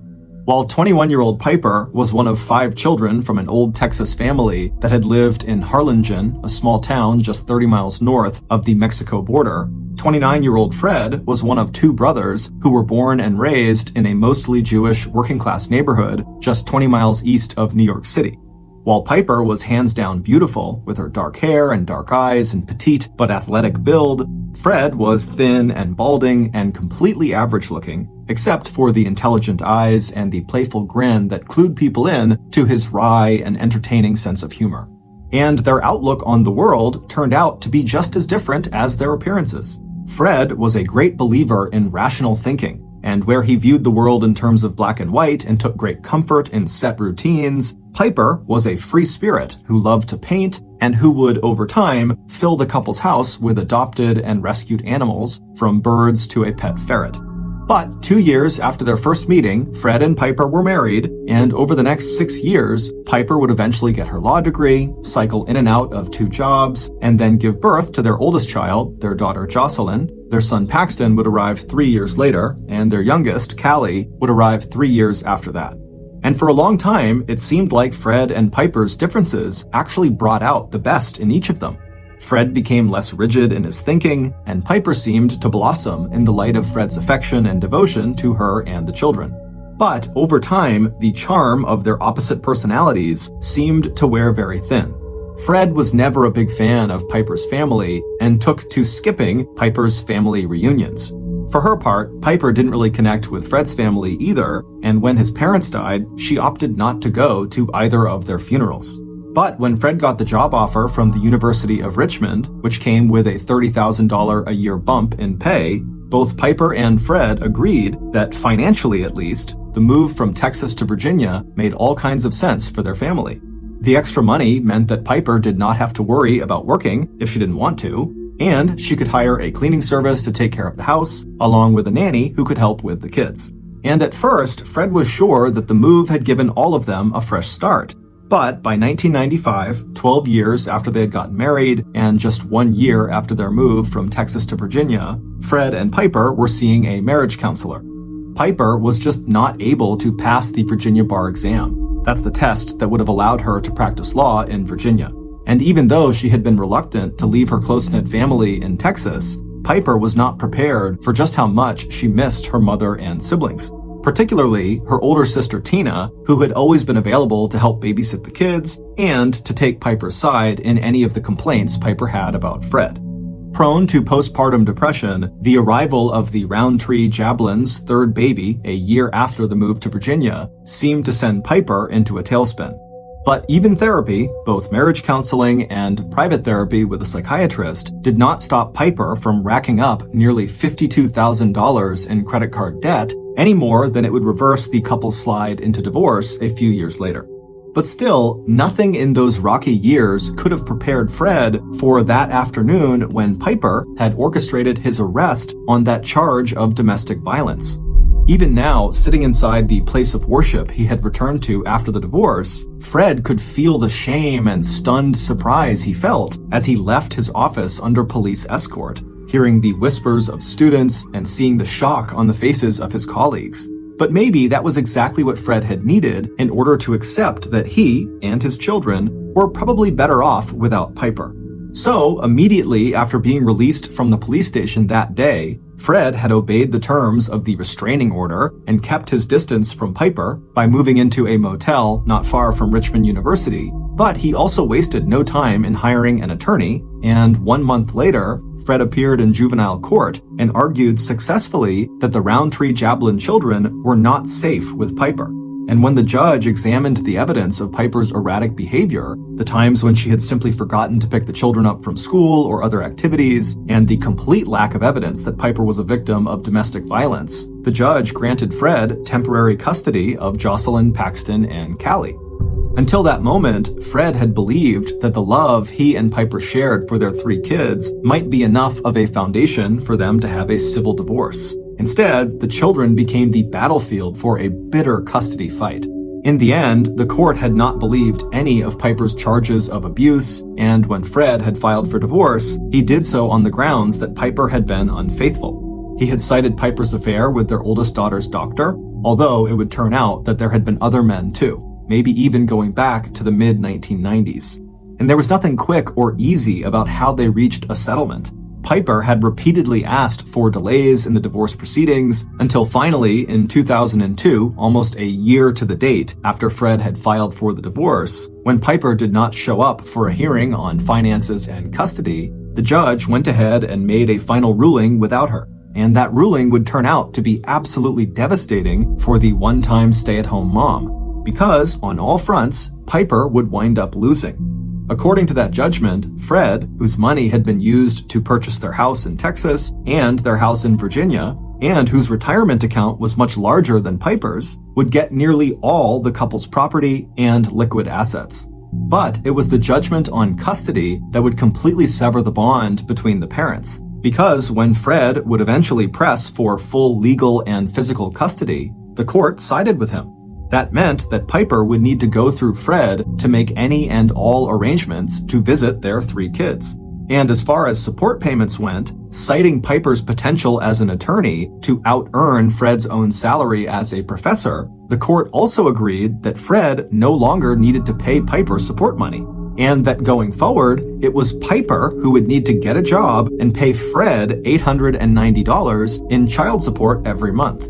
Fred had had no illusions that Piper would actually make those payments, at least not on a monthly basis. And he was right. Piper had tried twice to declare bankruptcy as a way of setting aside the whole divorce decree until a federal bankruptcy court actually prevented her from filing a 3rd time. But Piper's new financial obligations did mean that in order to practice law, she would need to move 1,200 miles away back to Texas, where she had passed that state's bar exam and could practice law. But even though Piper had been the loser in the battle over custody, she had found ways to strike back at Fred.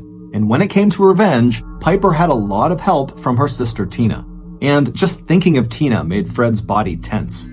Immediately following the court ruling on child support and custody, Tina had written a 43-page so-called psychological profile of Fred.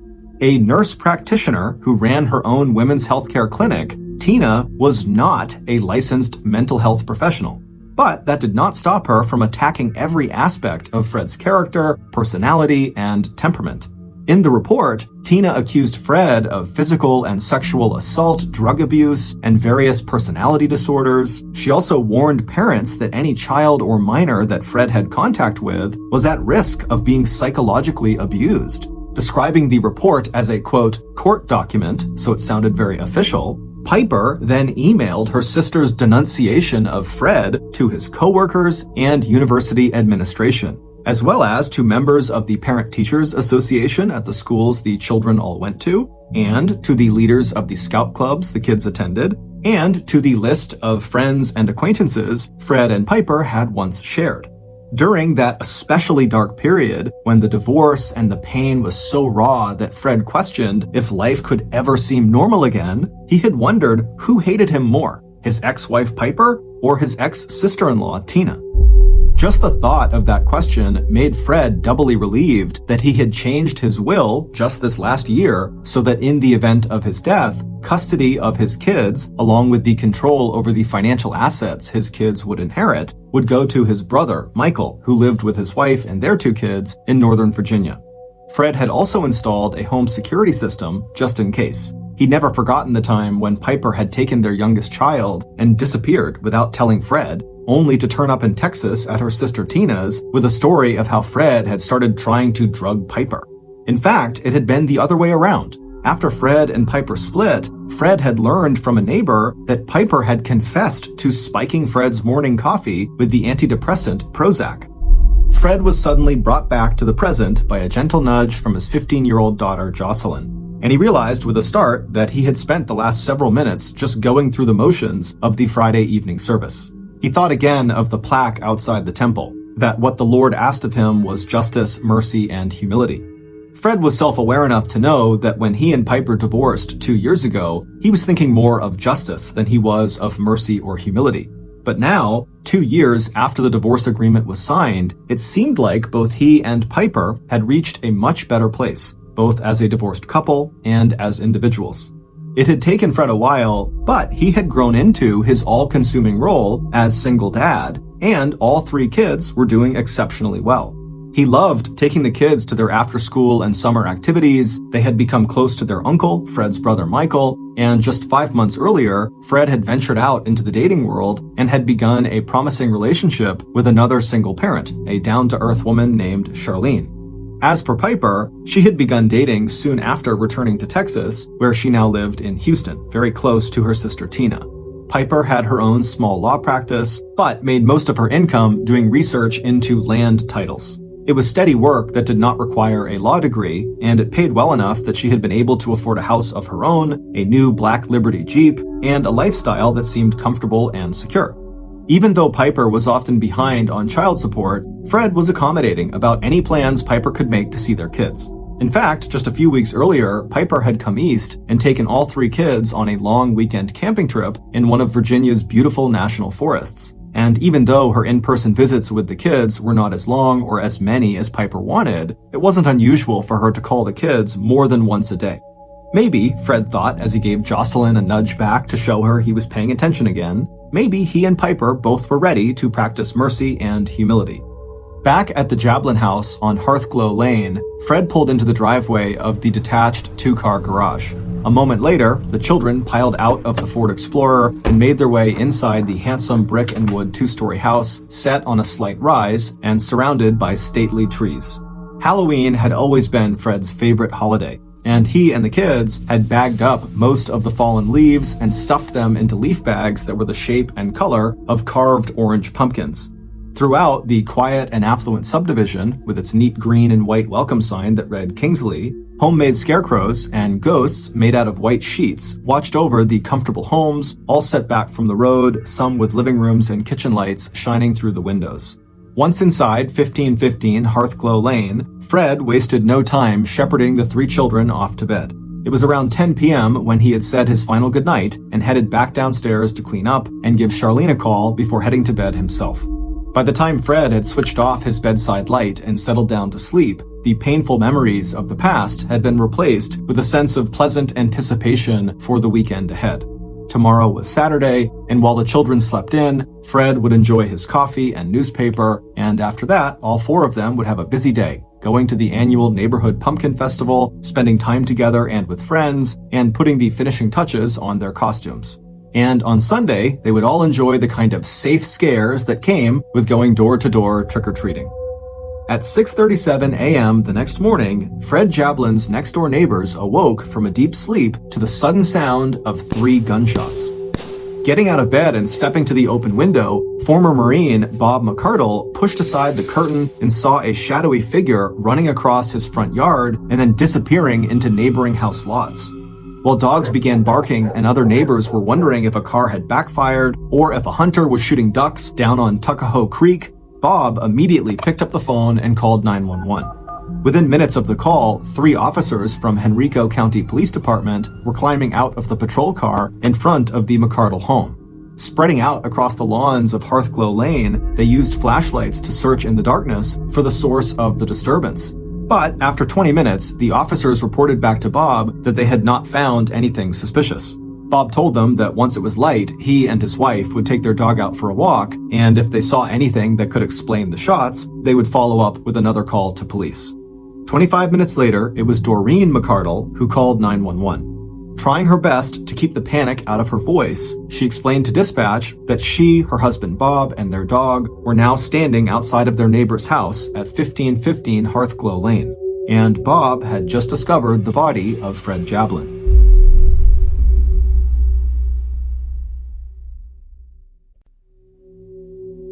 The single dad and prominent Richmond University professor was lying in his driveway alongside the family car, his body stretched out on a thin carpet of blood-soaked leaves. This time, Henrico police responded with a flood of emergency and medical personnel, and within minutes, the quiet neighborhood was alive with flashing lights and sirens. But their response was too late. Fred Jablin was dead. Even as officers strung yellow crime scene tape around the half-acre lot of the Jablin home, a SWAT team had entered the house to make sure the murderer was not inside, and if necessary to rescue the 3 sleeping children. But the house was empty except for Fred's kids. As Jocelyn was escorted out the back door so she would not see her father's body lying in the driveway, the 15-year-old turned to the police officer at her side, and she asked him to please make sure her brother, sister, and father got out. By 8:30 a.m. that Saturday morning, Henrico County homicide investigator Kobe Kelly had arrived on the scene and pushed the investigation into high gear. A 4-year veteran of the police force, the 6'2" detective was just 32 years old, but he had a well-deserved reputation for professionalism and for getting results. The Roundtree Jablin children were quickly sheltered at the home of a local police officer who knew the Jablins and lived in the same area.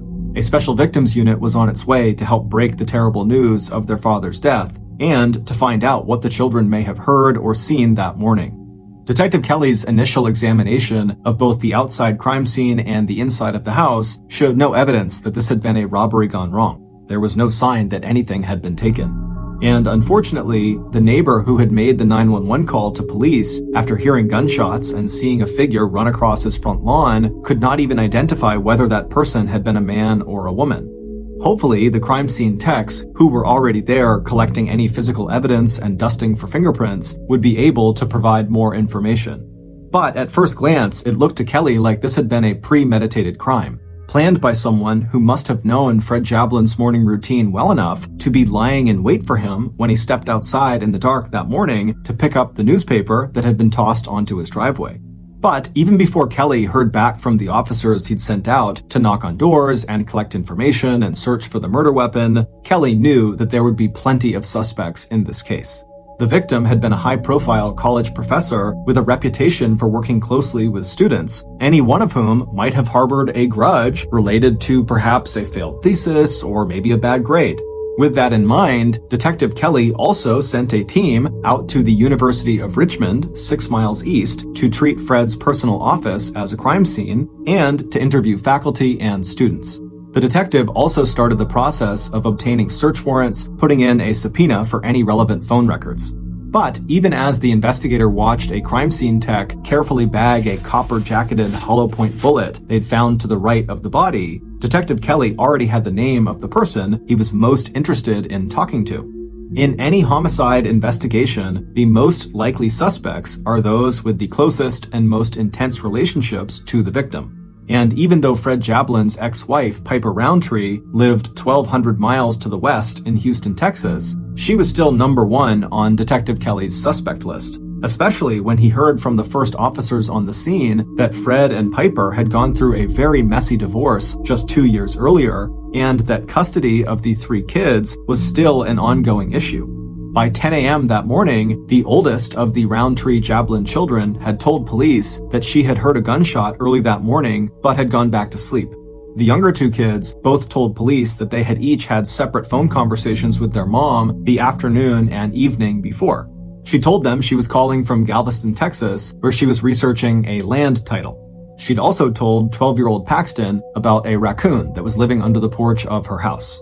Knowing that the first 48 hours of any investigation are often the most crucial, Detective Kelly was determined to check out every possible lead. And even though Piper had told her children she had called last night from Texas, Detective Kelly still ordered investigators to check for any passengers named Piper Roundtree who may have flown into Richmond from Houston, Texas over the last several days. By 2:30 p.m., Michael Jablin had been informed of his brother's death, and he and his wife were in their car traveling south to Richmond. And by 3:30 p.m., just 8 hours after the McCardles had discovered Fred's body and made their second 911 call, Detective Kelly had already caught a major break in the investigation. His investigators had in fact discovered that a passenger by the name of Roundtree had flown out of Virginia's Norfolk Airport just 3 hours earlier on a Southwest Airlines flight that was due to arrive back in Houston's Hobby Airport at 4:30 Houston time, which meant 5:30 Virginia time. But there was one problem. The passenger's first name was not Piper. Instead, it was a name Detective Kelly had not yet heard: Tina. Detective Kelly had already found a good picture of Piper Roundtree in one of her children's bedrooms, and the driver's license picture on file for the plane ticket his investigators had discovered was definitely a different person. Instead of dark brown hair, Tina Roundtree had shoulder-length blonde hair. Glancing at his watch and seeing he had 2 hours before the plane carrying Tina Roundtree was due to arrive at Hobby Airport in Houston, Detective Kelly rolled into action. Contacting police in Houston, he sent them pictures of both Piper and Tina Roundtree and asked them if they would go to Hobby Airport in time to locate a passenger getting off that Southwest Airlines flight who looked like either of the 2 women. But it would turn out that Detective Kelly was now in for a series of disappointments. Whoever that passenger named Tina Roundtree was, she had managed to disembark, collect her checked bags, and apparently leave the airport in Houston without being intercepted or recognized by Houston police. And when Officer Kelly finally reached Piper Roundtree by phone in Houston that night at 9 p.m., 14 hours after Fred had been declared dead, it would turn out that Piper Roundtree would have a rock-solid alibi for the time of the murder. And after being informed by a friend in Richmond about Fred's murder that morning, the only thing Piper wanted to talk about now was where her children were, who was taking care of them, and how they were coping with this devastating news. By now, Detective Kelly had also been filled in on the identity of Tina Roundtree, Piper's older sister, who also lived in Houston. Realizing that he would need to conduct this investigation in 2 different states, Detective Kelly and his partner headed to Houston to interview the Roundtree sisters. Before leaving, the lead investigator assigned Detective Chuck Hanna and one other investigator to follow up on leads in Richmond. At Detective Kelly's first official interview with Piper on Sunday, October 31st, Fred's ex-wife denied any involvement in Fred's murder. And not only would a friend of hers, who was also a lawyer, place Piper in his office before that Southwest flight ever arrived back in Houston on Saturday, October 30th, the day Fred was killed, Piper would also be able to locate someone who could provide further confirmation of her alibi, a stranger who had seen her at a local bar in Houston on Friday night, when the passenger flying under the name Tina Roundtree had already landed 1,200 miles away in Richmond, Virginia. As for Piper's sister, Tina Roundtree, where Piper had reacted to the news of Fred's death by wanting to talk about when she could see her kids again, Tina had reacted to the news by being aggressive in her criticism of Fred. She held nothing back when it came to listing his faults as a father, a husband, and a human being. But even though the hatred Tina expressed was strong enough to constitute a possible motive for Fred's murder, Tina, who had been seen at her health clinic over the weekend, also had an alibi for the Friday night before Fred's murder and the Saturday morning when he was found dead by his neighbors. And both sisters pointed to alternative suspects that were much closer to 1515 Hearthglow Lane than Texas was. First on that list was Michael Jablin, the brother who stood to gain control of Fred's financial assets. And what about Fred's latest love interest? Had police interviewed Charlene yet? And finally, without providing any names, Piper also hinted darkly at enemies Fred had within the University of Richmond. And when Virginia investigators dug deeper into the money trail behind the passenger tickets belonging to the still unidentified person who traveled under the name Tina Roundtree, the case only got more confusing. The airplane tickets had been purchased by Piper's former boyfriend on a credit card he said he hadn't used in weeks and had assumed was lost. And when investigators in Richmond found a reservation under the name Tina Roundtree at a motel in Richmond for the night before Fred's murder, the name of the person who actually checked into that room showed up in the motel records as Geraldine Smith. And drifting in the background behind the Roundtree sisters, there was Tina's on-again, off-again boyfriend who had recently taken Piper off to a shooting range for some target practice. Meanwhile, both Piper and her sister Tina started ducking out on any more interviews with law enforcement. Instead, the two sisters checked into the expensive and stylish Houstonian Hotel in central Houston. The only thing Piper seemed to care about now was arranging a court hearing in Virginia to get custody of her 3 kids. And Tina, who had appointed herself as Piper's guardian and champion, was there to support Piper and keep the press and police at bay. So despite a promising start, 3 days after the Virginia police had arrived in Houston, Texas, progress into Fred Jablin's murder came to a stuttering halt.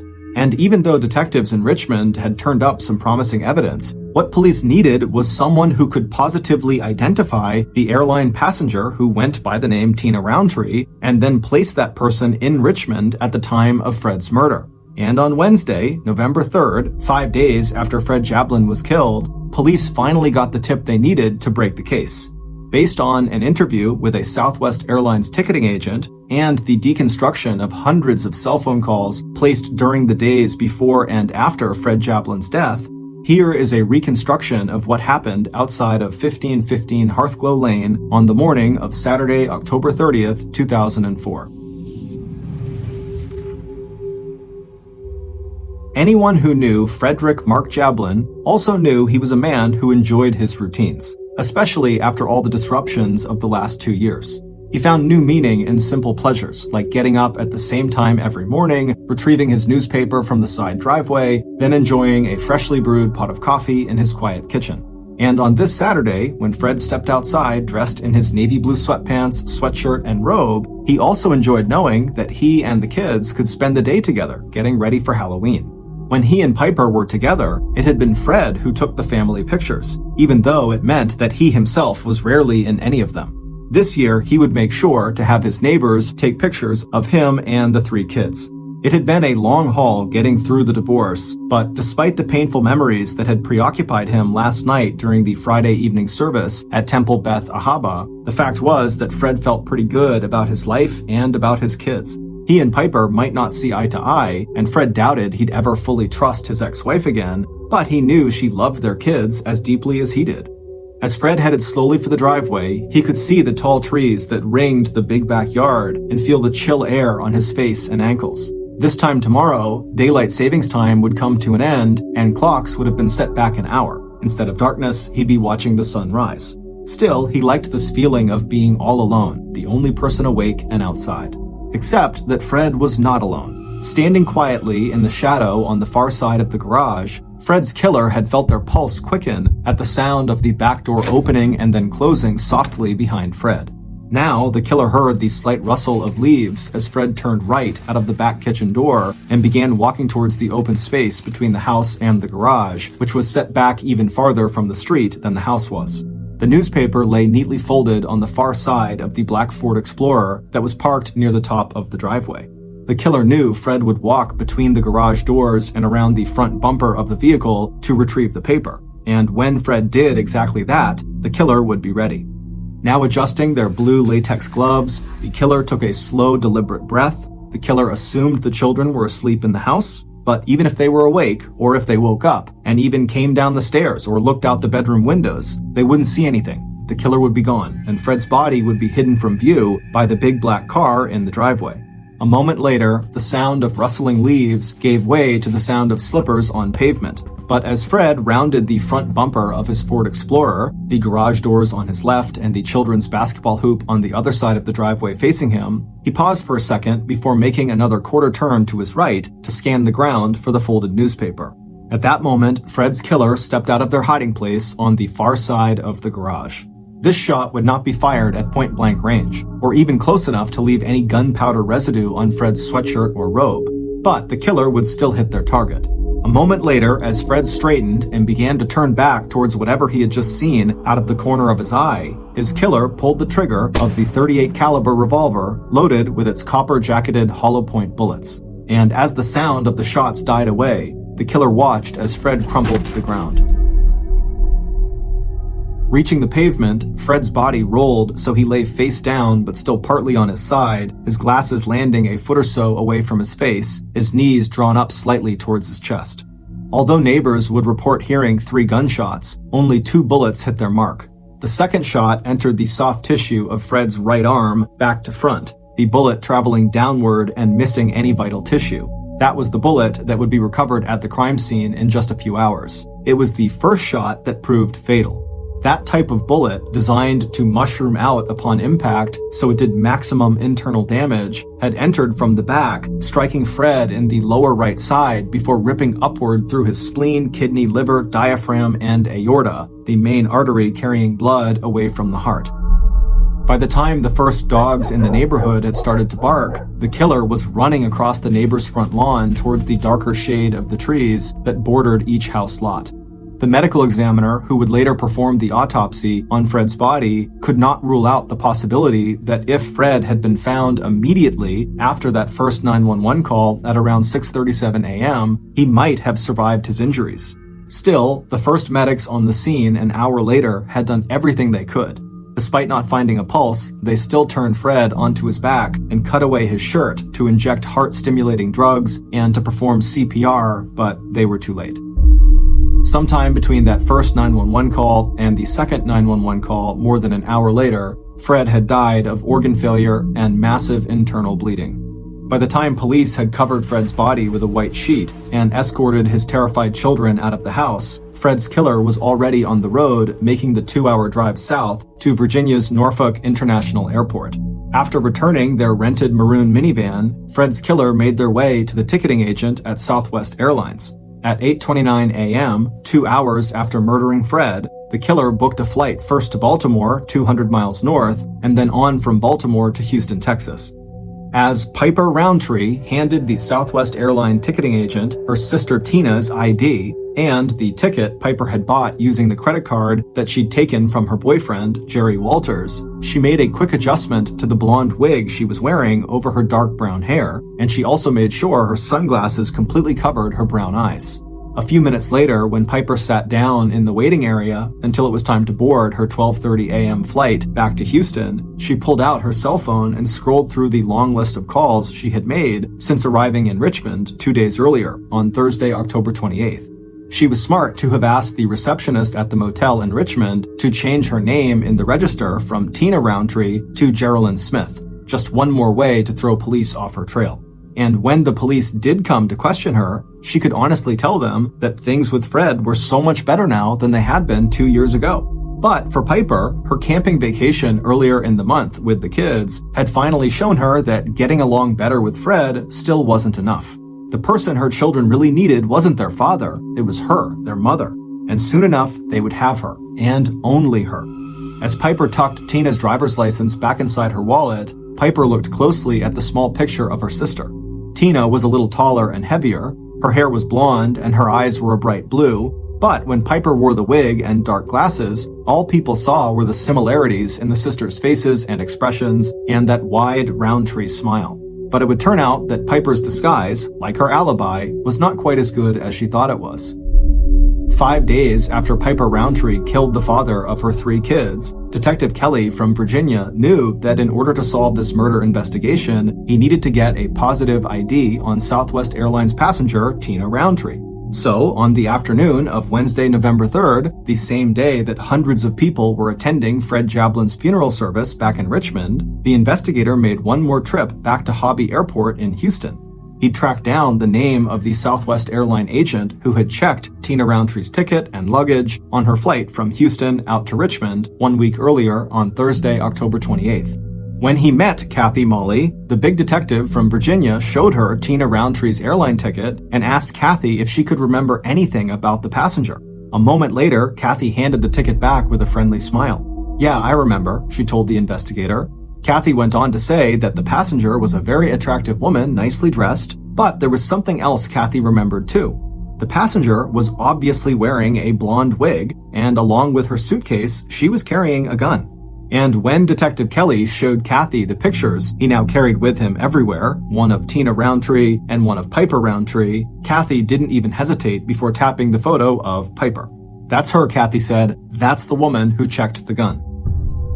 On Monday, November 8th, 2004, 10 days after Fred was shot to death outside of his home on Hearthglow Lane, Henrico County Police charged his ex-wife, Piper Roundtree, with first-degree murder. Piper was arrested shortly after leaving a custody hearing in Virginia, at which Piper asked the court to grant her, and not Fred's brother Michael, custody of the 3 Roundtree-Jablin children. In addition to having been identified as the passenger traveling to and from Richmond under the name Tina Roundtree, Piper's cell phone records had also placed her in and around Richmond from Thursday, October 28th through the morning of Saturday, October 30th, the morning of Fred's death.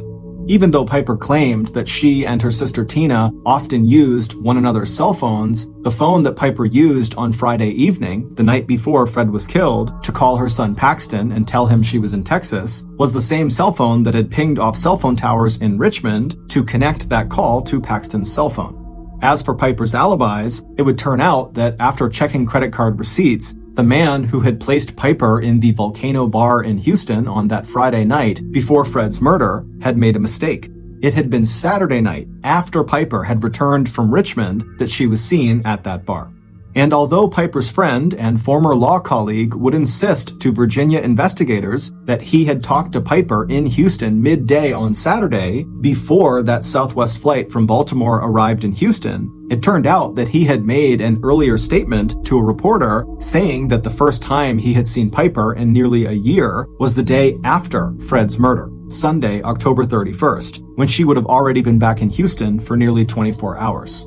On Saturday, February 26, 2005, 1 year and 4 months after Fred was murdered, a Virginia jury spent less than 1 hour in deliberations before coming back with a guilty verdict in the trial of Piper Roundtree.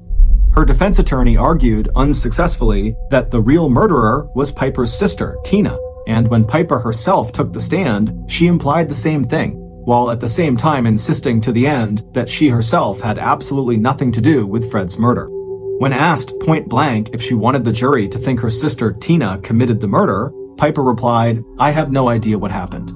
Piper would use that same refrain when she was asked how her cell phone had appeared in Virginia in the days before and on the day of Fred's murder, or why she decided to brush up on her shooting skills the week before Fred's death, or why she had used her boyfriend's credit card to purchase a blonde wig, or how her black Liberty Jeep had wound up in the parking lot at the Hobby Airport in Houston from Thursday, October 28th to Saturday, October 30th, Piper told the jury she either had no idea how those things could have happened, or that they were just meaningless coincidences that had nothing to do with Fred's murder. 2.5 months later, on May 7th, 2005, Piper was sentenced to life in prison. Her first request for parole in 2020 was denied. She will be eligible for parole again in 2033 when she will be 72 years old. On Friday, November 4th, 2005, days before Piper's trial for murder, Piper's sister, Tina, pled guilty in a Houston courtroom to a charge related to Fred Japlin's murder, attempted tampering of evidence. Tina was fined $300 and sentenced to 80 hours of community service. Tina died in 2020. In 2006, a Virginia court granted full custody of Fred and Piper's 3 children to Fred's brother, Michael Jablin. We'd like to say a special thanks to author Catherine Casey, whose book, Die, My Love, a true story of revenge, murder, and 2 Texas sisters, was our main source in creating this podcast. Because Piper Roundtree has never admitted any guilt or involvement in the murder of Fred Jablin, we relied on the prosecution's evidence and theory of motive to create our reconstruction of this crime. If you're interested in finding out more, please see our source list for additional background and information. Thank you for listening to the Mr. Ballen podcast. If you got something out of this episode and you haven't done this already, when the 5-star review button comes into your store at the mall, only pretend to validate their parking ticket when they hand it to you. Also, please subscribe to the Mr. Ballen podcast on Amazon Music, because starting November 1st of this year, 2022, our podcast is only going to be available on Amazon Music. However, from now until November 1st, you can still get the podcast on all platforms.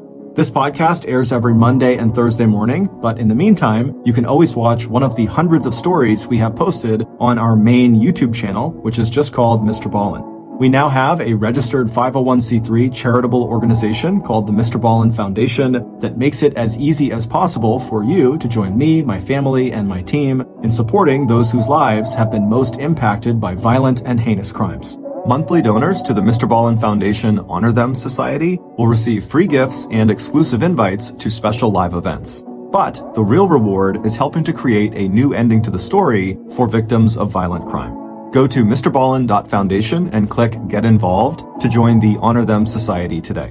If you want to get in touch with me, please follow me on any major social media platform and then send me a direct message. My username is just @MrBallen, and I really do read the majority of my DMs. Lastly, we have some really cool merchandise, so head on over to shopmrballen.com to have a look. So that's going to do it. I really appreciate your support. Until next time, see ya.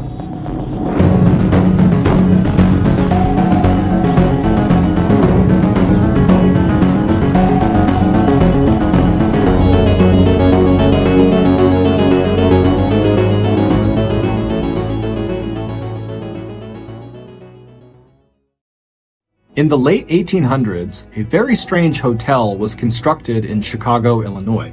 From the outside, it looked perfectly normal, But the inside of the hotel was anything but. Hallways were a maze of twists and turns, and there were trapdoors, sliding walls, and secret stairwells everywhere.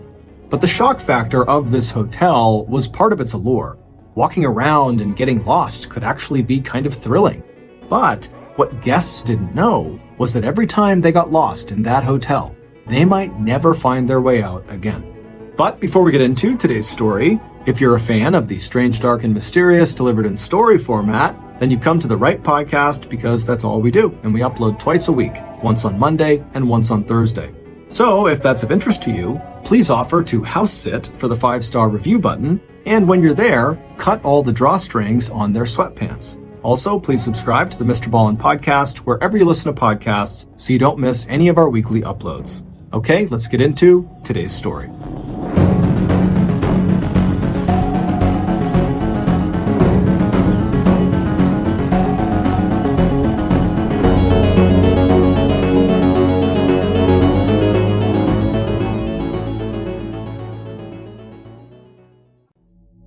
It was the summer of 1888, and the residents of Englewood, Chicago had something new and exciting to talk about.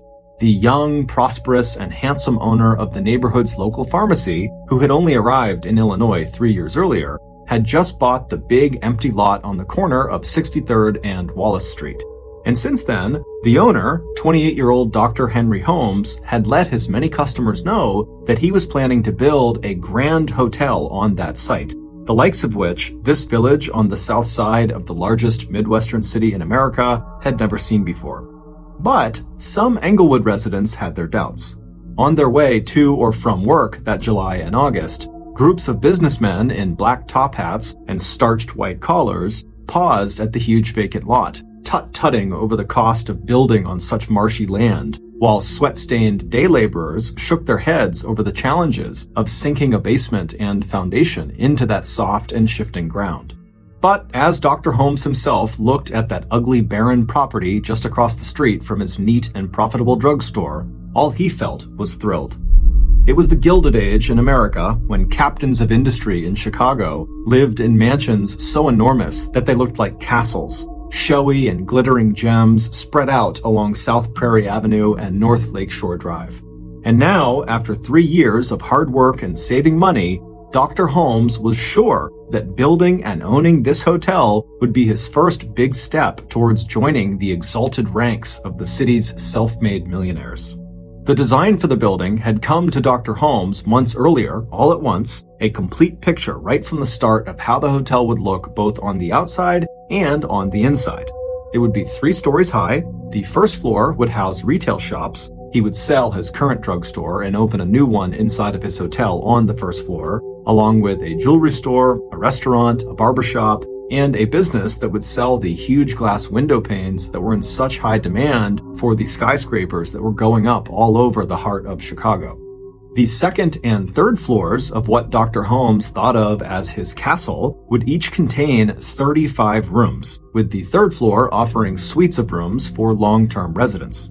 His own office would be located on the second floor, in a corner overlooking the street. His quarters would also include rooms in the basement that he would use for his medical research. From the outside, the hotel would look impressive but ordinary. It was the interior of the hotel that Holmes intended to design in ways that he hoped would startle and delight the people who came to stay. It didn't take long for Dr. Holmes to commit this vision to paper, and by summer of the following year, 1889, he had the hotel blueprints and design finished, and enough money to start hiring construction workers.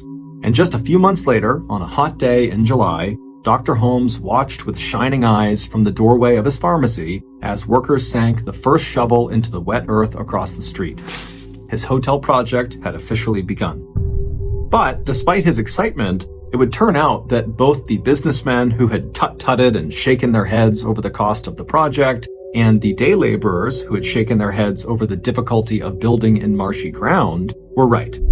The construction of Dr. Holmes's hotel would end up dragging for nearly 2 years until 1891, when they actually opened the hotel, but even then it wasn't done. They still had a year or two before it was actually finished.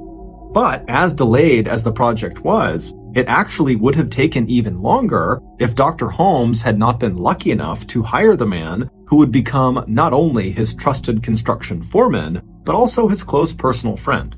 That man was Benjamin Pitezel. Benjamin Pitezel had arrived in Chicago from Indiana around the time Dr. Holmes's hotel was starting to be built. Benjamin was a tall, strong, 33-year-old carpenter who made up for his tendency to drink too much by his absolute devotion to his wife Carrie and their 5 children, who ranged in age from a few months old to 14 years old. Benjamin had come to Chicago determined to take any job he could that would provide for his growing family. And as he helped his wife and children off the train into Chicago's Grand Depot, he took special care with his 9-year-old daughter Nellie, who had been born with a clubfoot, a birth defect that twisted her foot out of shape and made it difficult for her to walk. Like so many people arriving in Chicago for the first time, the Pitezel family could hardly believe the noise and crowds and the skyscrapers in the center of the city that towered above the streets like the walls of a canyon. Another thing they couldn't believe was the smell from the huge stockyards in South Chicago. It wasn't just the smell of livestock. It was the stink from the slaughterhouses located along the South Side Railroad that made Chicago the meatpacking capital of the United States and the hog butcher for the world. After getting off the train, the older Pitezel children immediately covered their noses, but Benjamin told them that the smell wouldn't be so bad once they hopped aboard the next train that would take them out to the village of Englewood, where he'd heard that a hotel was going up, and the owner always seemed to need more workers, so maybe there was a job for him. It wasn't hard for Benjamin to go to the construction site and locate Dr. Holmes, who was now spending most of his time feeling frustrated by what he saw as the shoddy work done by many of the men he had hired. But few, if any, of the workers that Dr. Holmes had let go and withheld wages from afterwards ever stuck around to complain about it. In fact, a lot of these fired workers actually felt relieved as soon as they were let go, because there was something truly unsettling about the hotel's very unorthodox design. The outside was like any other hotel at the time, but the inside was unlike anything they had ever been asked to build before.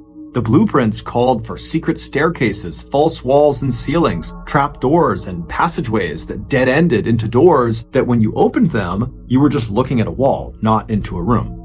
The blueprints also showed rooms that had no doors or windows and were only accessible via sliding walls or secret passageways. And other rooms on the blueprints appeared normal, but they were actually padded around the outside with a layer of asbestos that made them soundproof. Inside Dr. Holmes's personal office space, workers were ordered to construct a large walk-in vault with a special room built around the outside of it to ensure that the vault could never be removed from the hotel unless the room itself was dismantled first. After one architect was declared incompetent by Dr. Holmes, he proceeded to walk off the site, wondering whether he'd been asked to build a hotel or a carnival-style funhouse.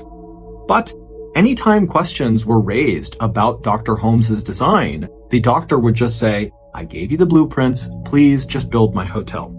So on the afternoon that Benjamin Pitezel made his way over to the hotel construction site and found Dr. Holmes, he saw that the doctor was in the middle of an argument with the man that he had hired to build a glass-bending furnace in the basement that would produce the windows he hoped to sell in his retail store on the first level. The doctor was telling the furnace maker that the furnace he had just installed was not reaching high enough temperatures, a charge that the tradesman did not believe was true.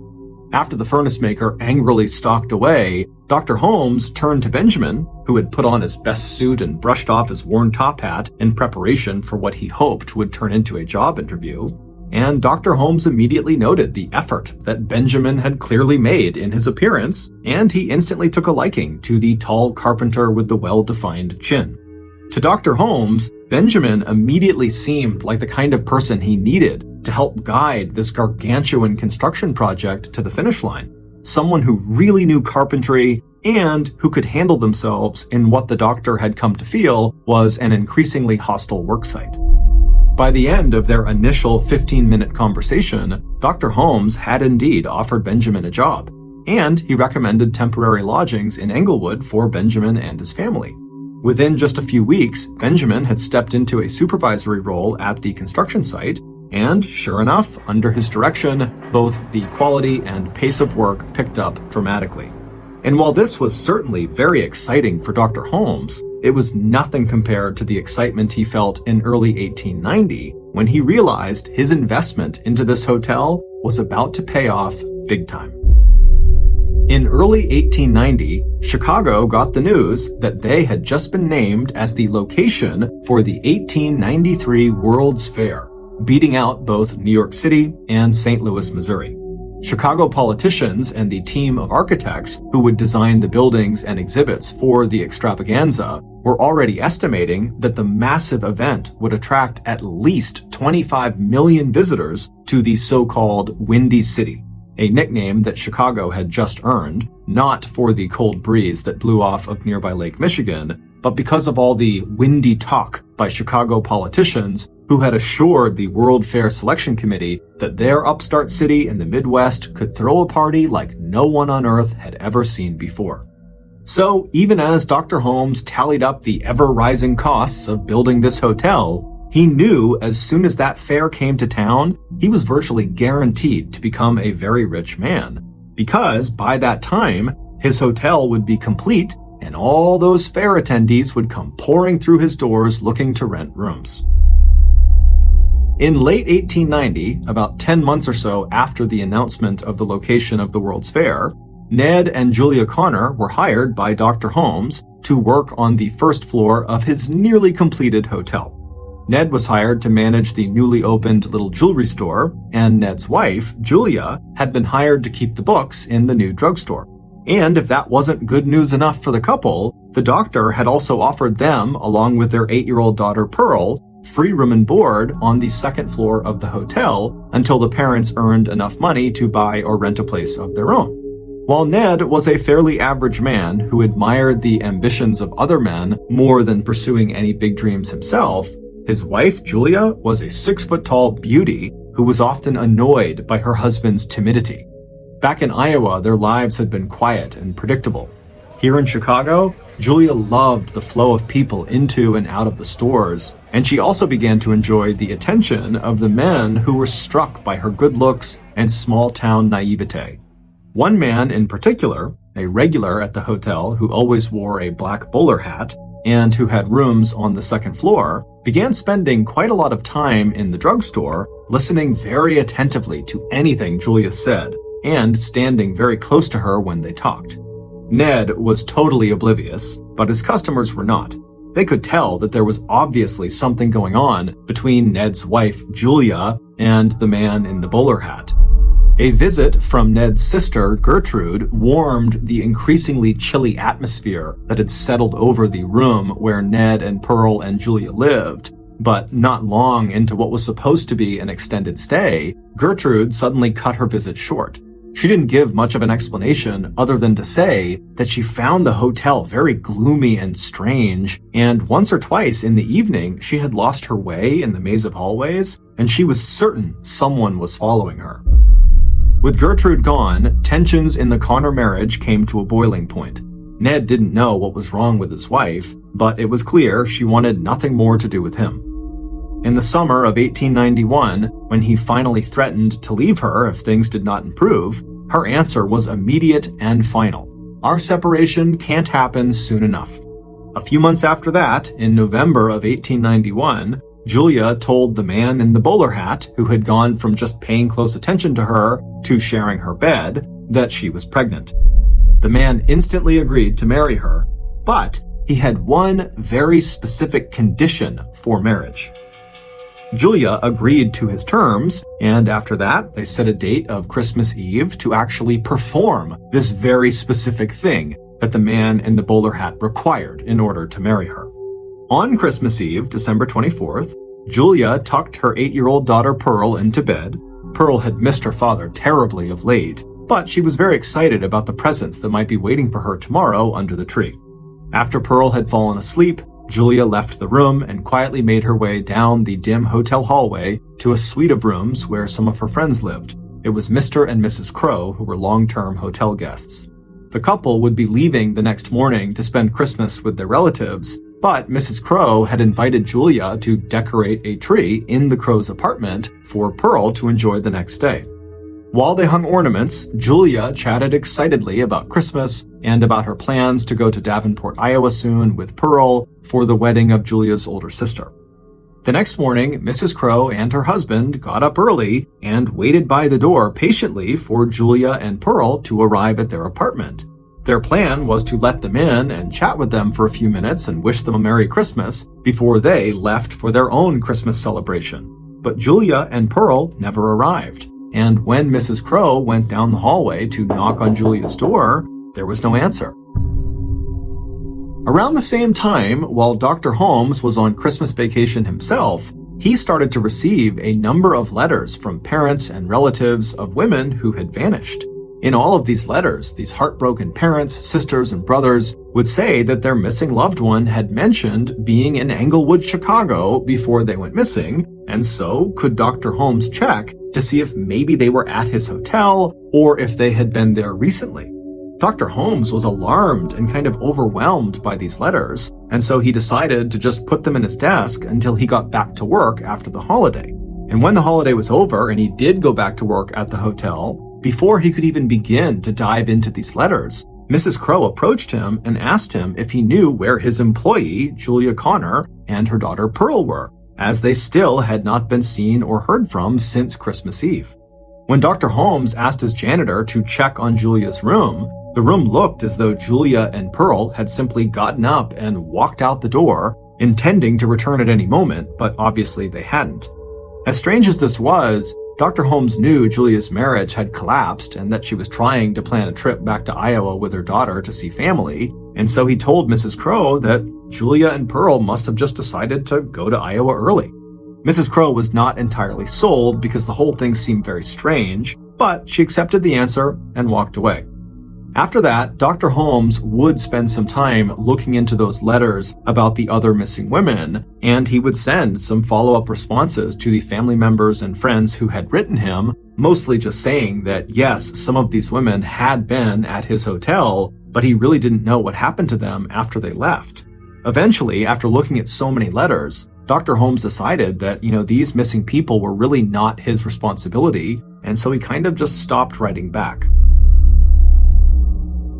A few months later, in the spring of 1892, a few weeks before the scheduled start of construction of the Chicago World's Fair, Dr. Holmes hired another bookkeeper to replace Julia, who was still gone. The replacement bookkeeper was a 24-year-old friendly young woman named Emmeline Segrand. She was from Indiana, and she had the lightest color blonde hair Dr. Holmes had ever seen. She was excited at the prospect of working right next to the World's Fair, and she'd brought her life savings with her. $800, which today would be worth more than $26,000. Emmeline rented rooms in a boarding house near the hotel, and it wasn't long after starting her job at the hotel before Emmeline too had bumped into the handsome fellow who had earlier won the heart of Julia Connor, the man in the bowler hat. Soon, Emmeline and this man were spending as much time together as they could. Emmeline's handsome suitor taught her how to ride one of the newly designed bicycles that were all the rage, and when Emmeline wasn't working at the hotel, she and the man in the bowler hat, who had quickly become her lover, took long rides along the pathways just outside of Jackson Park, where the fair was slowly being set up. Like hundreds of other residents of neighborhoods near Jackson Park, Emmeline and the man in the bowler hat watched arm in arm as the so-called White City of the Chicago's World Fair began to take shape in front of them. The White City was this huge stretch of land at the center of Jackson Park, where big white stucco buildings were being built to house the fair's thousands of shows and exhibits. That summer, Emmeline's lover had asked her to marry him, and Emmeline hardly waited for him to finish his proposal before she said yes. But by the fall of that year, something had changed inside of Emmeline. She began talking to one of her good friends, her name was Mrs. Lawrence, about her desire to take a trip back to her family in Indiana, and hinting that it likely would be a long visit, that she really needed a break from Englewood. Then, sometime during the first week of December of that year, Emmeline visited Mrs. Lawrence, who lived on the second floor of Dr. Holmes's hotel. But not long after arriving, Emmeline told Mrs. Lawrence that she just hated being in that hotel. It was gloomy and dark and oppressive, and she just hated it.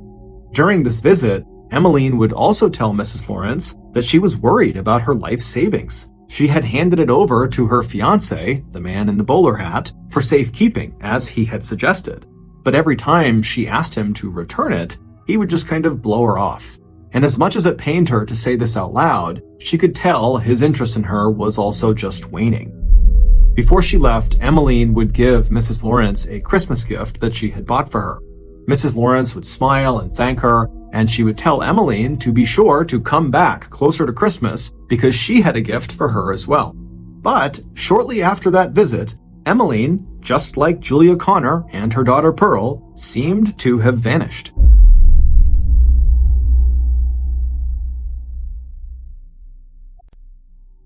When Mrs. Lawrence noticed Emmeline's absence, she went to Dr. Holmes's office to see if he knew where she went. And Dr. Holmes, with a slight look of frustration on his face, said that Emmeline had come to him and said she was leaving to get married and go on a honeymoon to Europe, and so he didn't know if she was coming back or not. Which meant, once again, Dr. Holmes was without a bookkeeper and would need to hire yet another one. 3 months later, in March of 1893, Dr. Holmes received yet another inquiry about a missing woman.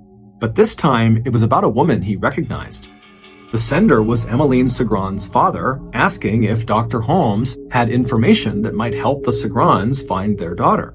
Dr. Holmes was surprised and wrote back the same thing he had told Mrs. Lawrence, that Emmeline had left the hotel in December because of her marriage plans.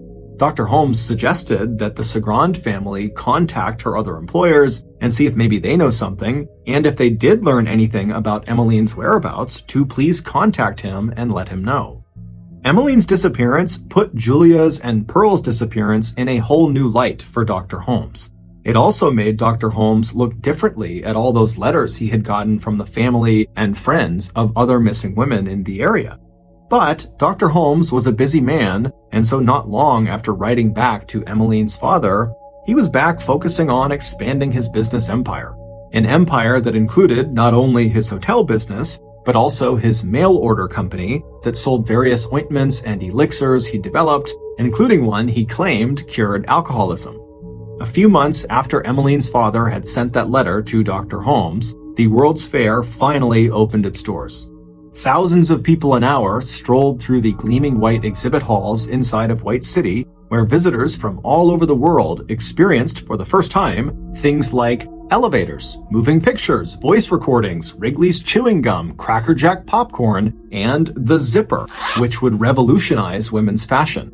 It was the first time people would taste brownies and the sausages that would later become the Chicago-style hot dog.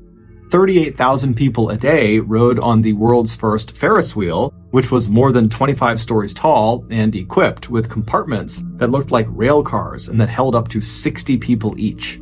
There was one man in particular who seemed to attend the fair every night, and that was the man in the bowler hat. He was handsome and refined looking, and he smiled at all the ladies, buying them cold dishes of ice cream while they watched the incredibly popular Wild West show put on by the famous frontiersman Wild Bill Cody. This same man who had seduced Julia Connor and Emmeline Segron before they went missing now graciously opened a path in the crowds for the older wealthy women whose families back home didn't expect to see them for days, and who would never know until it was too late that this wealthy mother or grandmother or relative was never going to come home at all. Smiling and attentive, the man in the bowler hat drifted in and out of the pavilions that housed exotic encampments of people from other countries and walked along the lagoons dotted with sailboats powered by brand new electric motors. Some nights, the man in the bowler hat left the fairgrounds alone. But other nights, as he headed toward Dr. Holmes's World Fair Hotel, he would be holding the arm of a woman, leaning over her protectively as the two of them made their way toward the gloomy castle on 63rd and Wallace. By the time the fair ended on October 30th, 1893, Chicago had in fact shown the world that the Windy City could throw the party to end all parties. The fair wound up breaking all sorts of attendance records, with a staggering 27 million people passing through their gates into the White City, which now stood empty and abandoned inside of Jackson Park. But as successful as the fair had been, it also had a dark side. During the fair, 12 firefighters had died trying to put out a blaze that burned down the Hall of Electricity. The mayor of Chicago, who was scheduled to be a part of the fair's closing ceremonies, was assassinated in his home just 2 days prior by a disgruntled and mentally ill voter. And police and private detective agencies were getting flooded with more and more reports of missing men and women, people who had left homes far away to see the wonders of the world at this fair, and then were never seen again. But with a homicide rate of 4 murders a day in Chicago at the time, police were so overwhelmed by violent crimes that only a very small handful of these missing persons reports got any attention. As for Dr. Holmes, the fair had indeed made him a rich man, but it was bittersweet. Julia and her daughter Pearl were still missing, as was Emmeline, and many of the other missing people in the city had stayed at his hotel before they vanished. This, of course, caused Dr. Holmes a considerable amount of distress, but fortunately, during the fair, Dr. Holmes had met someone. And now, when he was with her, whatever stress he had just seemed to melt away. Her name was Georgiana Yoke. She was 23, small, blonde, and had large blue eyes and a sharp mind. Together, they had wandered the fairgrounds, riding the Ferris wheel and quickly falling in love. By the time the fair ended, they had gotten married. And then, not long after that, with his wife's encouragement, Dr. Holmes decided that as much as he wanted to help all of these families and people who kept writing to him about their missing loved ones, he simply couldn't. He didn't have any answers to give them. And so from then on, he simply began tucking the new letters he would receive every week into his desk drawer, and then he just did his best to keep going forward in his own life, assuming that the police would handle all of these missing people. But as Dr. Holmes would eventually learn, no matter what he did or where he went, he would forever be tied to those missing people, because before those people vanished, they encountered the monster that roamed the halls of his hotel, the man in the bowler hat. After the World's Fair ended, Dr. Holmes decided he needed to pursue a new business opportunity. And the idea he thought of was one that he had come up with years earlier when he was a medical student at Michigan University. But at the time, for whatever reason, he had just not acted on this idea. The idea was a little complicated, but the payoff could be huge. However, in order to make it work, the doctor needed a very trustworthy partner. So, late in the summer of 1894, roughly 8 months after the World's Fair had ended, Dr. Holmes looked up his good old trusty hotel construction foreman and close friend, Benjamin Pitezel, who was now living in St. Louis with his wife and children. Benjamin's drinking had only gotten worse over the years, and after finishing up the hotel project, he had struggled to make ends meet financially. So, after hearing Dr. Holmes's pitch about this new business idea, even though it required Ben to move away from his wife and kids temporarily to Philadelphia, Pennsylvania, something he really didn't want to do, and even though the plan seemed very risky, Ben ultimately agreed to do it. As for Benjamin's wife, Carrie, she was not thrilled at the idea of her husband being gone for an extended period of time, but like her husband, she trusted Dr. Holmes's business instincts. And just the year before, Dr. Holmes had actually paid out of pocket for Ben to get a life insurance policy worth $10,000, which is approximately $350,000 by today's standards. And as morbid as it was, the thought of that life insurance policy eased the anxiety Carrie felt about her husband temporarily relocating, because if something happened to him, their family would be okay, at least financially. So eventually, Carrie would give the plan her blessing. On the face of it, their plan was simple. Ben would rent office space in Philadelphia and get set up as a patent investor, someone who evaluates the potential success of newly patented inventions and invests money in the ones that look like they have good earning potential. With his knack for gadgets and machinery, all Ben really had to do was identify a couple of good money-making prospects. And then from there, Dr. Holmes would handle the rest. By August of 1894, Benjamin had arrived in Philadelphia and had found a small office with an upstairs set of bedrooms. In the downstairs office window, anyone who was walking by could see a new, neatly lettered sign that read "Patents Bought and Sold." Ben didn't have to wait very long before he had his first customer. It was a young carpenter whose invention for improving the production and quality of handsaws was promising enough that Ben scheduled a second meeting with him for the following week. But when the young man came back the following week to the patent office on Tuesday, September 4th, Benjamin was nowhere to be found. After waiting nearly an hour downstairs, the young man began calling out for Benjamin, but there was no answer. So the young man decided to go investigate. He stood up from the chair he was in and walked around the desk toward the back door of the office that led to a set of creaky stairs. He took those stairs up to the second floor, and as he turned down the short upstairs hallway toward a partially opened door, the young man suddenly stopped. There was this horrible smell in the air. He clapped his hand over his mouth and his nose, and with a terrible sense of dread, he walked forward and then pushed that partially open door all the way open. A minute later, gagging at what he had just seen, the young man was back out on the street. He ran to a nearby drugstore and he told the store owner that something terrible had just happened inside of the new patent investment office a few doors down.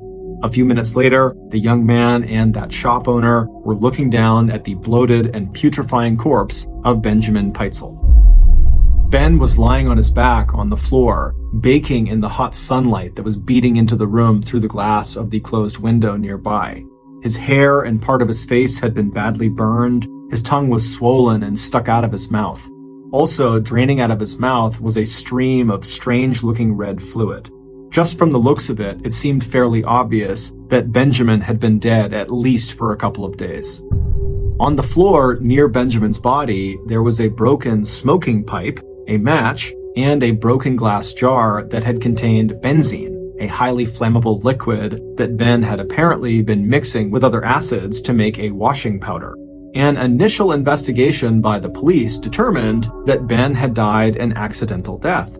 He must have just been standing too close to the jar of benzene when he struck a match to light his pipe, and then the liquid must have exploded and killed him, burning his face and hair in the process. But based on an examination of Benjamin's body later that afternoon, a very different picture started to emerge about what really happened to Benjamin. And it would turn out what happened to Benjamin had everything to do with the monster inside of Dr. Holmes's hotel, the man in the bowler hat. Based on a series of discoveries that were made following Benjamin's death, this is a reconstruction of what really happened to him and who this monster really was.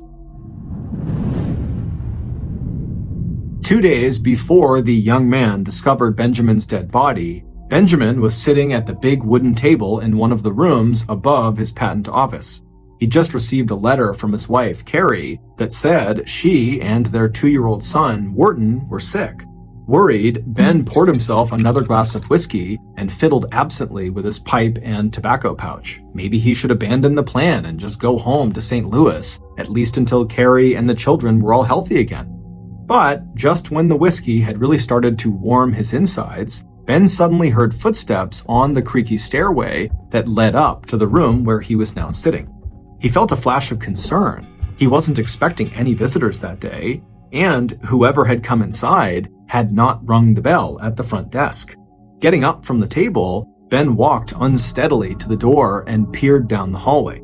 But who he saw standing there immediately put him at ease. It was the man in the bowler hat. A man Benjamin knew well and had seen many times at Dr. Holmes's hotel in Chicago. But what on earth was the man doing here now? The man in the bowler hat casually slipped right past Ben and settled himself at the wooden table. Without a word, he pulled a brand new pint of whiskey out of a coat pocket and put that down on the table as well. An hour later, just before Ben's eyes closed and his chin dipped to his chest, the man in the bowler hat realized with satisfaction that Ben was very, very drunk. Once he was sure Ben was asleep, the man in the bowler hat pulled a small bottle of chloroform from another coat pocket, along with a big square of clean white cloth. The man tipped the contents of the bottle onto the cloth. Then, standing up and walking over to Ben, the man in the bowler hat pressed the cloth over Ben's mouth and nose. In low doses, chloroform can dull the sensation of pain. In high doses, when inhaled or swallowed, it can be deadly.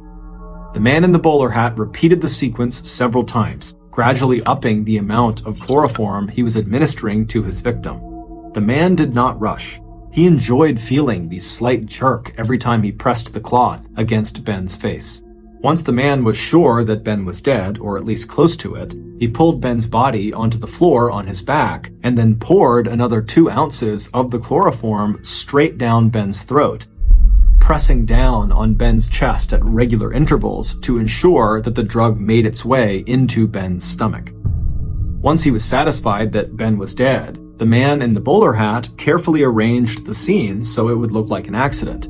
And just before he left, he set fire to Ben's hair and coaxed the flame down along the skin of Ben's face.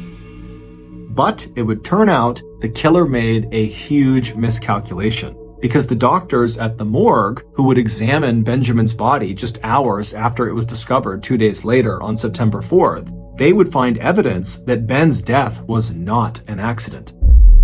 That red fluid they saw draining out of the side of Ben's mouth was apparently a telltale sign that large amounts of chloroform had been forced into his stomach. It would turn out Benjamin was not the man in the bowler hat's first murder victim. Many of the missing people back in Chicago, including Julia Connor, her daughter Pearl, and Emmeline Segrand, whose heartbroken families and friends had written letters to Dr. Holmes asking for his help, had been lured into Dr. Holmes's hotel by this man in the bowler hat where he would kill them. And to everyone's shock, the man in the bowler hat was none other than Dr. Holmes himself. But as shocking as that was, it was nothing compared to the horrific details of the crimes Dr. Holmes committed.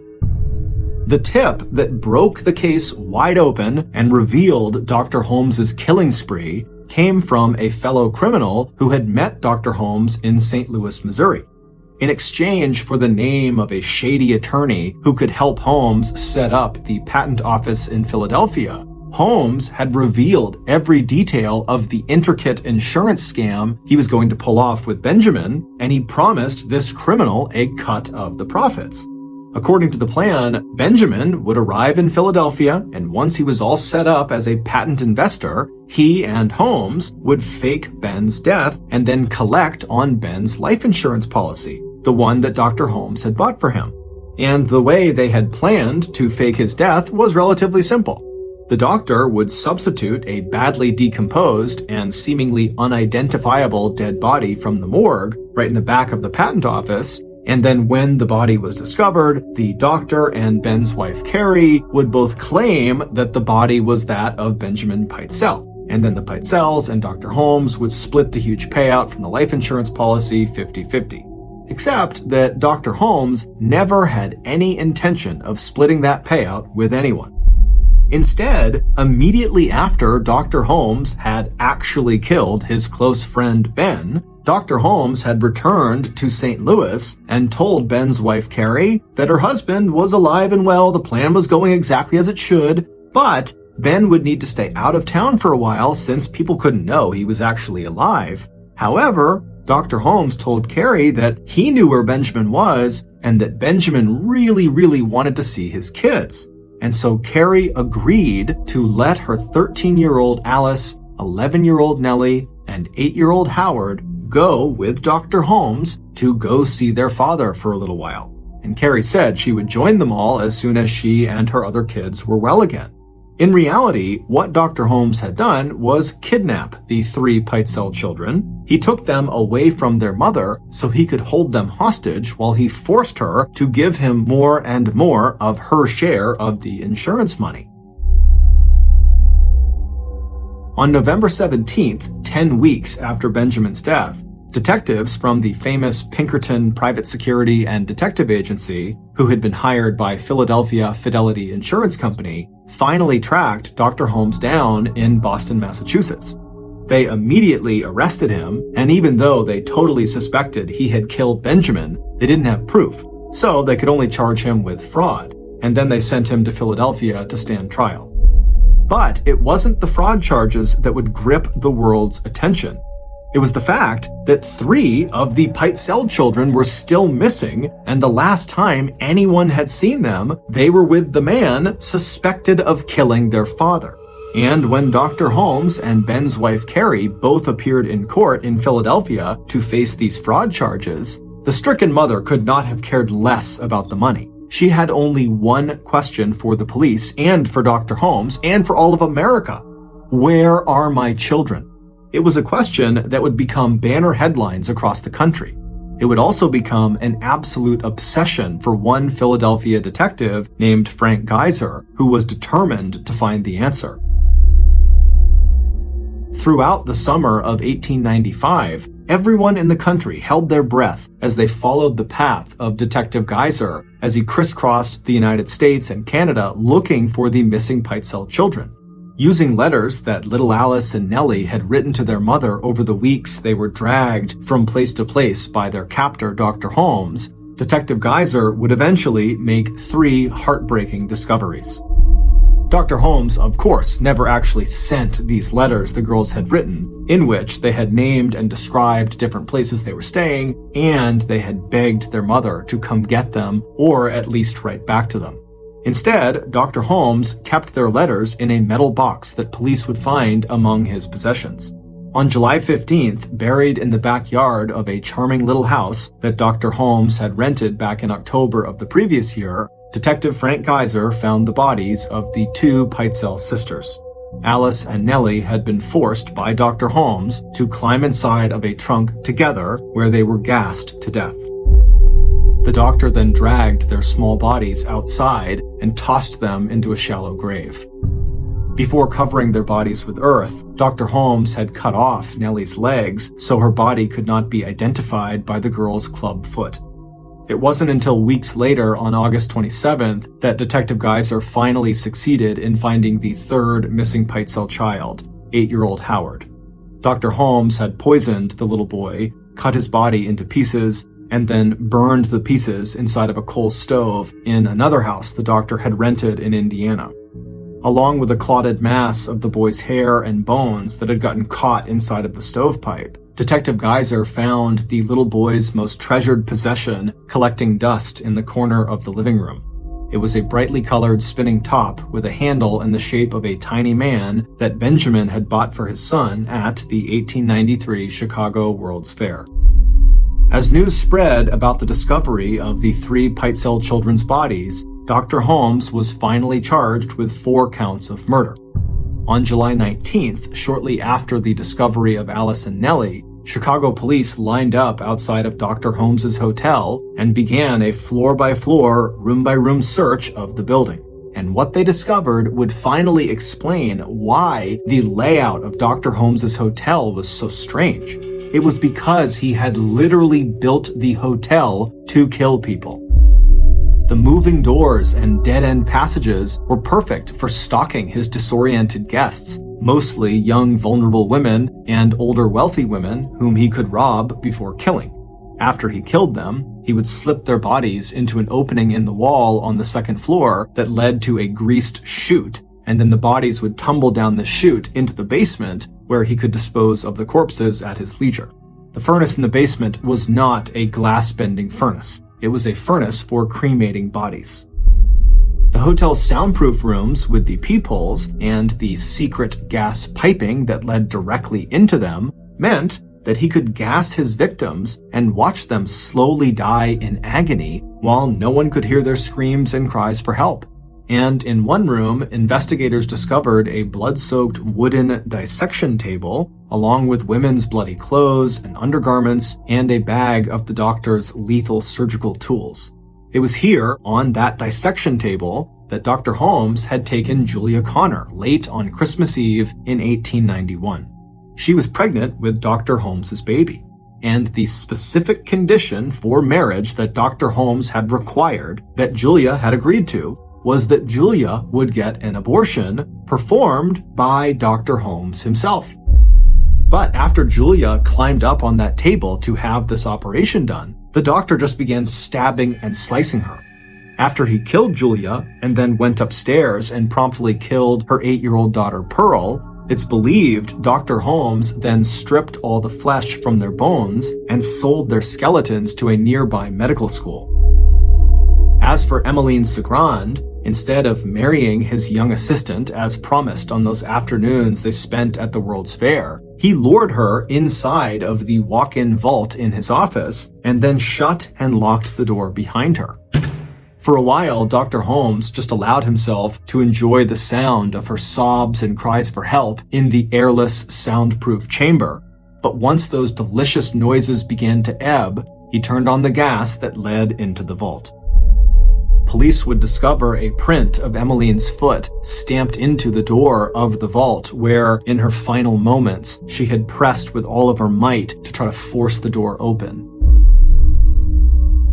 At Dr. Holmes's trial for the murder of Benjamin and the 3 Pitezel children, Dr. Holmes's wife, Georgiana Yoke, was shocked for a lot of reasons, but she was especially shocked to discover that she was actually one of 3 women, all married to the same man, Dr. Holmes. 3 living wives, that is. Dr. Holmes is also assumed to have killed one other woman who he married in order to inherit her deed to a valuable piece of land in Texas.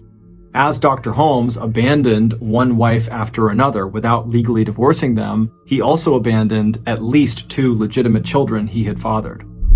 In April of 1896, convicted of murder, locked in prison, and facing the death penalty, Dr. Holmes confessed to having committed at least 27 murders. In his autobiography, Dr. Holmes wrote, quote, "I was born with the devil in me. I could not help the fact that I was a murderer, no more than a poet can help the inspiration to sing." On May 7, 1896, Dr. Holmes stepped up onto the gallows at Moyamensing Prison in Philadelphia. After kneeling down and murmuring a prayer to himself, Dr. Holmes stood and the guards put a black cloth bag over his head and placed a noose around his neck. At 10:13 a.m., the trapdoor underneath Dr. Holmes's feet suddenly opened, and down he fell. It would take 15 minutes of violent squirming and jerking around before America's first serial killer was finally dead.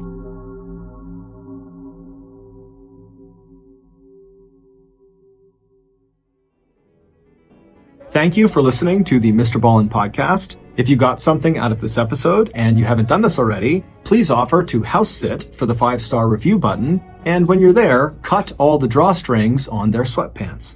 Also, please subscribe to the Mr. Ballen podcast on Spotify, Apple Podcasts, Amazon, Google, and anywhere else you get your podcasts. This podcast airs every Monday and Thursday morning, but in the meantime, you can always watch one of the hundreds of stories we have posted on our YouTube channel, which is just called Mr. Ballen. We now have a registered 501c3 charitable organization called the Mr. Ballen Foundation that makes it as easy as possible for you to join me, my family, and my team in supporting those whose lives have been most impacted by violent and heinous crimes. Monthly donors to the Mr. Ballen Foundation Honor Them Society will receive free gifts and exclusive invites to special live events. But the real reward is helping to create a new ending to the story for victims of violent crime. Go to mrballen.foundation and click Get Involved to join the Honor Them Society today. If you want to get in touch with me, please follow me on any major social media platform and then send me a direct message. My username is just @Mr. Ballen, and I really do read the majority of my DMs. Lastly, we have some really cool merchandise, so head on over to shopmrballen.com to have a look. So that's going to do it. I really appreciate your support. Until next time, see ya.